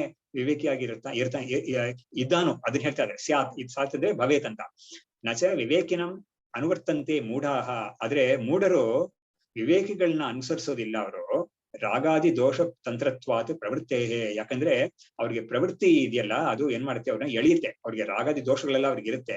ಆ ದೋಷಗಳಿಂದ ಅವ್ರ ಪ್ರವೃತ್ತಿಯಲ್ಲಿ ಇರ್ತಾನೆ ಇರ್ತಾರೆ ಹೊರತು ವಿವೇಕಿಗಳನ್ನ ಅವರು ಅನುಸರಿಸೋದಿಲ್ಲ. ಅವರು ನೀನೇನೋ ಹೇಳ್ಬಿಟ್ಟೆ, ವಿವೇಕಿಗಳನ್ನ ಅನುಸರಿಸೋರು ಪ್ರವೃತ್ತಿ ಮಾಡೋದಿಲ್ಲ ಅಂತ ಹೇಳ್ತೀಯ. ಆದ್ರೆ ತುಂಬಾ ಜನಕ್ಕೆ ನಾವು ಇವಾಗ ಕೂಡ ನೋಡ್ತೀವಿ, ಜೆನ್ಯೂನ್ಲಿ ಯಾರು ಮಹಾಜ್ಞಾನಿಗಳು ಅಂತ ಇರ್ತಾರೆ ಅಂತ ನಮ್ಗೆ ಮನಸ್ಸಿಗೆ ಬಂದಿದೆಯೋ, ಪೂರ್ತಿ ನಾವು ಅವ್ರನ್ನ ಫಾಲೋ ಮಾಡೋಕ್ಕೆ ಅಥವಾ ಅವ್ರ ಅನುಸರಿಸಕ್ಕೆ, ಅವ್ರು ಹೇಳಿದ ಉಪದೇಶಗಳನ್ನ ಪೂರ್ತಿ ನಾವು ಇಂಪ್ಲಿಮೆಂಟ್ ಮಾಡೋಕ್ಕೆ ಕಷ್ಟ ಆಗುತ್ತೆ ಅಂತ ನಾವು ನೋಡ್ತೀವಿ. ಎಷ್ಟೋ ಜನ ಬಿಟ್ಬಿಡ್ತಾರೆ, ಸಾಕು ನಮ್ಗೆ ಇಷ್ಟಿದ್ರೆ ಸಾಕು, ನಮ್ಗೆ ಇನ್ಮೇಲೆ ನಮ್ಗೆ ಹೋಗಕ್ಕಾಗಲ್ಲ, ಬಿಟ್ಬಿಡೋಣ ಸಾಕು ಅಂತ ಬಿಟ್ಬಿಡ್ತಾರೆ ಎಷ್ಟೋ ಜನ. They give up, they drop out, ಇಂತೆಲ್ಲ ಆಗಿರೋ ಕೇಸಸ್ ಎಲ್ಲ ನೋಡ್ತೀವಿ. ಸೊ ಶಾಸ್ತ್ರ ಎಲ್ಲರಿಗೂ ಅನರ್ಥಕ್ಕೆ ಅಂತ ಹೇಳಕ್ ಆಗುದಿಲ್ಲ. There will be definitely candidates for ಶಾಸ್ತ್ರ ಅಂತ ಹೇಳಕ್ಕಾಗಿ ಅವ್ರು ಇದನ್ನ ಹೇಳ್ತಾ ಇದ್ದಾರೆ. ನಚೆ ವಿವೇಕಿನಂ ಅನುವರ್ತಂತೆ ಮೂಢಾಹ, ಮೂಢರು ವಿವೇಕಿಗಳನ್ನ ಅನುವರ್ತನೆ ಮಾಡೋದಿಲ್ಲ ಅವರು. ರಾಗಾದಿ ದೋಷ ತಂತ್ರತ್ವಾತ್, because they are pressed by or by force. ಅವ್ರ ರಾಗದ ದೋಷಗಳು ಏನ್ ಮಾಡುತ್ತೆ, ಆ ಗೀತೆಯಲ್ಲಿ ಬರುತ್ತಲ್ಲ, ಅದು 3ನೇ ಅಧ್ಯಾಯದಲ್ಲಿ ಬರುತ್ತಲ್ಲ, ಇವನು ಕೇಳ್ತಾನೆ, ಅವನು ಬಲಾದಿವ ನಿಯೋಜಿತ. ಸೊ ಯಾರೋ ನನ್ನ ಎಳ್ಕೊಂಡು ಬಂದು ಇದನ್ನ ಈ ಪಾಪ ಪುಣ್ಯದಲ್ಲಿ ಒಬ್ಬನ ಪಾಪಕಾರಿಗಳನ್ನ ಮಾಡ್ಸೋದಿಕ್ಕೆ ಒಬ್ಬನ ಎಳ್ಕೊಂಡ್ಬಂದು ಮಾಡ್ಸೋ ತರ ಮಾಡ್ಸುತ್ತಲ್ಲ, ಅದಕ್ಕೆ ಏನ್ ಕಾರಣ ಅಂತ ಹೇಳಿದಾಗ ಅವನು ಕೃಷ್ಣ ಹೇಳ್ತಾನೆ, ಅದಕ್ಕೆ ಕಾಮಯೇಶ ಕ್ರೋಧಯೇಶ ರಜೋಗುಣ ಸಮುದ್ಭವ, ರಜೋಗುಣದಿಂದಾನೇ ಒಬ್ಬ ಒಂದು ಈ ತರ ಪ್ರವೃತ್ತಿಯನ್ನು ಮಾಡ್ತಾನೆ ಅವನು ಅಂತ ಹೇಳ್ಬಿಟ್ಟು ಅದಕ್ಕೊಂದು ಡಿಸ್ಕೋರ್ಸ್ ಅಲ್ಲಿ ಬರುತ್ತೆ. ಅದು ಇಲ್ಲಿ ಹೇಳ್ತಾ ಇದ್ದಾರೆ, ಅಭಿಚರಣಾದೌಚ ಪ್ರವೃತ್ತಿ ದರ್ಶನ ಅಂತ ನೋಡಿದ್ರೆ ಅವ್ರು ಹೇಳ್ತಾ ಇದ್ದಾರೆ, ರಾಗಾದಿ ದೋಷದಿಂದ ಒಬ್ಬ ಏನ್ ಮಾಡ್ತಾನೆ, ಅಭಿಚಾರಿಕ ಕರ್ಮ ಅಂತ ಯಾವ್ದಿದೆಯೋ, ಇನ್ನೊಬ್ಬರಿಗೆ ಒಂದು ಹಾನಿ ಮಾಡೋದು ಅಂತ, ಅಂತದ್ರಲ್ಲೆಲ್ಲ ಕೂಡ ಜನಗಳಿಗೆ ಪ್ರವೃತ್ತಿ ಬರುತ್ತೆ ಅಂತ ನಾವು ನೋಡ್ತೀವಿ. ಸ್ವಾಭಾವ್ಯಾಚ ಪ್ರವೃತ್ತಿ ಅನ್ನೋದು ಸ್ವಾಭಾವಿಕವಾಗೇ ಇದೆ ಜನಗಳಿಗೆ ಅಂತ ಹೇಳ್ಬಿಟ್ಟು ಅದಕ್ಕೆ ಗೀತೆಯಿಂದಾನೇ ಒಂದು ಶ್ಲೋಕವನ್ನ ಇವರು ಉದ್ಧರಿಸ್ತಾ ಇದ್ದಾರೆ, ಸ್ವಭಾವಸ್ತು ಪ್ರವರ್ತತೆ ಅಂತ. ಹಾಗಾಗಿ ಈ ಸ್ವಭಾವ ಅಂತ ಇದೆಯಲ್ಲ, ಅದಕ್ಕೆ ಮಾಯೆ ಅವಿದ್ಯೆ ಅಂತೆಲ್ಲ ಹೆಸರು. ಅದು ಪ್ರವೃತ್ತಿ ಮಾಡ್ತಾ ಇರುತ್ತೆ. ಅದು ಏನ್ ಮಾಡುತ್ತೆ, ಒಬ್ಬನ ಒಳಗಡೆ ಇದ್ಕೊಂಡು ಪ್ರವೃತ್ತಿಯಲ್ಲಿ ಅವನ್ನ ತಳ್ಳುತ್ತೆ. ಹೀಗಾಗುತ್ತೆ. ಅದರಿಂದ ಶಾಸ್ತ್ರಕ್ಕೆ ಯಾರು ಕ್ಯಾಂಡಿಡೇಟ್ಸ್ ಇರಲ್ಲ ಅಂತ ನೀನ್ ಹೇಳ್ಬೇಡ, ಡೆಫಿನೆಟ್ಲಿ ಕ್ಯಾಂಡಿಡೇಟ್ಸ್ ಇದ್ದೇ ಇರ್ತಾರೆ. ಈ ಆಭಿಚಾರಿಕ ಅಂತ ಯಾವ್ದಕ್ಕೆ ಹೇಳಿದ್ರು ಅಂದ್ರೆ, ಈ ಆಭಿಚಾರಿಕ ಕರ್ಮ ಎಲ್ಲ ಕೂಡ ವೇದದಲ್ಲೇ ಒಂದು ಭಾಗದಲ್ಲಿ ಹೇಳಿರೋ ಒಂದು ವಿಷಯ ಅದು. ಬಟ್ ಆ ವಿಷಯ ಅದು ಹೇಳಿದ್ರು ಕೂಡ ಅದು ಏನ್ ಮಾಡುತ್ತೆ ಅಂತ ಹೇಳಿದ್ರೆ, ಇದನ್ನ ಮಾಡಿದವನಿಗೆ ಪಾಪ ಇದೆ ಅಂತ ಅದನ್ನು ಹೇಳುತ್ತೆ. But A person will do it in spite of that. ಈ ತರ ಇರುತ್ತೆ ಅದು. ಅದನ್ನ ಮಾಡ್ಬೇಕು ಅಂತ ಉದ್ದೇಶ ಅಲ್ಲ ಶಾಸ್ತ್ರಕ್ಕೆ. ಬಟ್ ಇದಕ್ಕೆ ಒಂದು ಉಪಪತ್ತಿಯನ್ನ ಕೆಲವರು ಹೇಳಿದ್ದಾರೆ. ಇದನ್ನ ಯಾತಕ್ ಮತ್ತೆ ಶಾಸ್ತ್ರ ಹೇಳ್ಬೇಕಿದನ್ನ ಅಂತ ಕೇಳಿದಕ್ಕೆ ಕೆಲವರು ಹೇಳಿದ್ದಾರೆ, ಇದನ್ನ ಮಾಡಿ ಒಬ್ಬ ನೋಡಿ ಎಷ್ಟು ಚೆನ್ನಾಗಿದೆ ಆ ಉಪಪತ್ತಿ ಅವ್ರು ಹೇಳಿರೋದು, ತುಂಬಾ ಚೆನ್ನಾಗಿದೆ. ಅದಕ್ಕೆ the reasoning they give, the justification they give. ಅಕಸ್ಮಾತ್ ಒಬ್ಬ ಇದನ್ನ ಮಾಡ್ಬಿಟ್ಟು ಅವನಿಗೆ ಸಕ್ಸಸ್ ಆಯ್ತು ಅಂತ ಇಟ್ಕೊಳ್ಳೋಣ, ಅವಾಗ ಏನಾಗುತ್ತೆ, ಅವನಿಗೆ ಈ ಶಾಸ್ತ್ರದಲ್ಲಿ ಒಂದು ನಂಬಿಕೆ ದೃಢವಾಗುತ್ತೆ. ಅವನಿಗೆ ದೃಢವಾಗಿ ಅವನಿಗೆ ಏನಾಗುತ್ತೆ, ಹೋಗ್ತಾ ಅವನಿಗೆ ಏನಾಗುತ್ತೆ, ಈ ವೇದ ವಿತ್ತುಗಳು, ವೇದ ಜನಗಳು, ವೇದವನ್ನ ಪ್ರಾಕ್ಟೀಸ್ ಮಾಡೋರು, ಅವ್ರ ಜೊತೆ ಅವನಿಗೆ ಒಂದು ಸಮಾಗಮ ಬಂದು ಉತ್ತರ ಅವನ್ ಏನ್ ಮಾಡ್ತಾನೆ, ಇದನ್ನ ಮಾಡಿ ಕೂಡ ನನಗೆ ಇದು ಸಕ್ಸಸ್ ಆಗುತ್ತೆ ಅಂತ ಗೊತ್ತಾಗ್ತಿದಿಲ್ಲ, ಇದಕ್ಕಿಂತ ಒಳ್ಳೇದನ್ನ ನಾನು ಮಾಡಿ ನನಗೆ ಒಳ್ಳೇದು ಕೂಡ ನನಗೆ ಆಗುತ್ತೆ ಅಂತ ನಾವು ಶಾಸ್ತ್ರ ಅದನ್ನು ಹೇಳ್ತಾ ಇದೆಯಲ್ಲ, ಅದಕ್ಕೆ ಅವನಿಗೆ ನಂಬಿಕೆ ಇರೋದ್ರಿಂದ ಅದಕ್ಕೆ ಅವ್ನು ಬಂದ್ಬಿಡ್ತಾನೆ ಮೆತ್ತಿಗೆ. ಸೊ ಒಬ್ಬ ಪ್ರವೃತ್ತಿ ಇದ್ರಲ್ಲಾದ್ರೂ ಬಂದ್ರು ಕೂಡ, ಇವಾಗ ಒಂದ್ ಮಾಡ್ತಾರಲ್ಲ, ಒಂದು ಸಿಹಿ ಪದಾರ್ಥವನ್ನ ಒಂದು ದೇವಸ್ಥಾನದಲ್ಲಿ ಪ್ರಸಾದವಾಗಿ ಕೊಟ್ರೆ ಅದಕ್ಕಾಗಿ ಜನಗಳು ಬರ್ತಾರೆ. ಬಂದು ಉತ್ತರ ಏನ್ ಮಾಡ್ತಾರೆ, ಅದರಿಂದ beyond that they start seeing beyond that. ಅವಾಗ ಅವ್ರಿಗೆ ನಿಜವಾಗ್ಲೂ ಒಂದು ಜೆನ್ಯೂನ್ ಭಕ್ತಿ ಆ ಭಗವಂತನಲ್ಲಿ ಬರಕ್ಕೆ ಅವ್ರಿಗೆ ಒಂದು ಸಾಧ್ಯತೆ ಇದೆ. ಹಾಗಾಗಿ ಈ ತರ ಬಂದ್ರು ಕೂಡ ಅವರು ಹೀಗೆ ಕೊನೆಯಲ್ಲಿ ಈ ತರ ಒಂದು ಟ್ರಾನ್ಸ್ಫಾರ್ಮೇಶನ್ ಆಗಕ್ಕೆ ಸಾಧ್ಯತೆ ಇದೆ ಅನ್ನೋ ಕಾರಣದಿಂದ ಇದನ್ನೆಲ್ಲ ಹೇಳಿದ್ದಾರೆ ಅಂತ ಒಬ್ರು ಉಪಪತ್ತಿ ಮಾಡಿ ತೋರಿಸಿದ್ದಾರೆ. ಸೊ ಇಲ್ಲಿಗೆ ನಾವು ಈ ಡಿಸ್ಕಷನ್ ನಿಲ್ಲಿಸೋಣ. ಮುಂದಕ್ಕೆ ತಸ್ಮಾತ್ ಅವಿದ್ಯಾ ಮಾತ್ರಂ ಸಂಸಾರಃ ಯಥಾದೃಷ್ಟ ವಿಷಯ ಏವ, ಆ ಭಾಗದಿಂದ ನಾವು ಮುಂದಿನ ಕ್ಲಾಸ್ ಅಲ್ಲಿ ಹೇಳೋಣ. ಕ್ಷೇತ್ರಜ್ಞಂ ಚಾಪಿ ಮಾಂ ವಿದ್ಧಿ ಸರ್ವಕ್ಷೇತ್ರೇಷು ಭಾರತ, ಕ್ಷೇತ್ರಜ್ಞಯೋರ್ಜ್ಞಾನಂ ಯತ್ತಜ್ಞಾನಂ ಮತಂ ಮಮ. ಅದ್ವೈತಾಮೃತವರ್ಷಿಣೀಂ ಭಗವತೀಂ ಅಷ್ಟಾದಶಾಧ್ಯಾಯಿನೀಂ ಅಂಬ ತ್ವಾಮನುಸಂದದಾಮಿ ಭಗವದ್ಗೀತೆ ಭವದ್ವೇಷಿಣೀಂ. ಶ್ರುತಿಸ್ಮೃತಿ ಪುರಾಣಾನಾಂ ಆಲಯಂ ಕರುಣಾಲಯಂ ನಮೋ ಭಗವತ್ಪಾದಂ ಶಂಕರಂ ಲೋಕಶಂಕರಂ. ವಿದ್ಯಾವಿನಯ ಸಂಪನ್ನಂ ವೀತರಾಗಂ ವಿವೇಕಿನಂ ವಂದೇ ವೇದಾಂತ ತತ್ವಜ್ಞಂ ವಿಧುಶೇಖರ ಭಾರತೀಂ. ಓಂ ತತ್ಸತ್.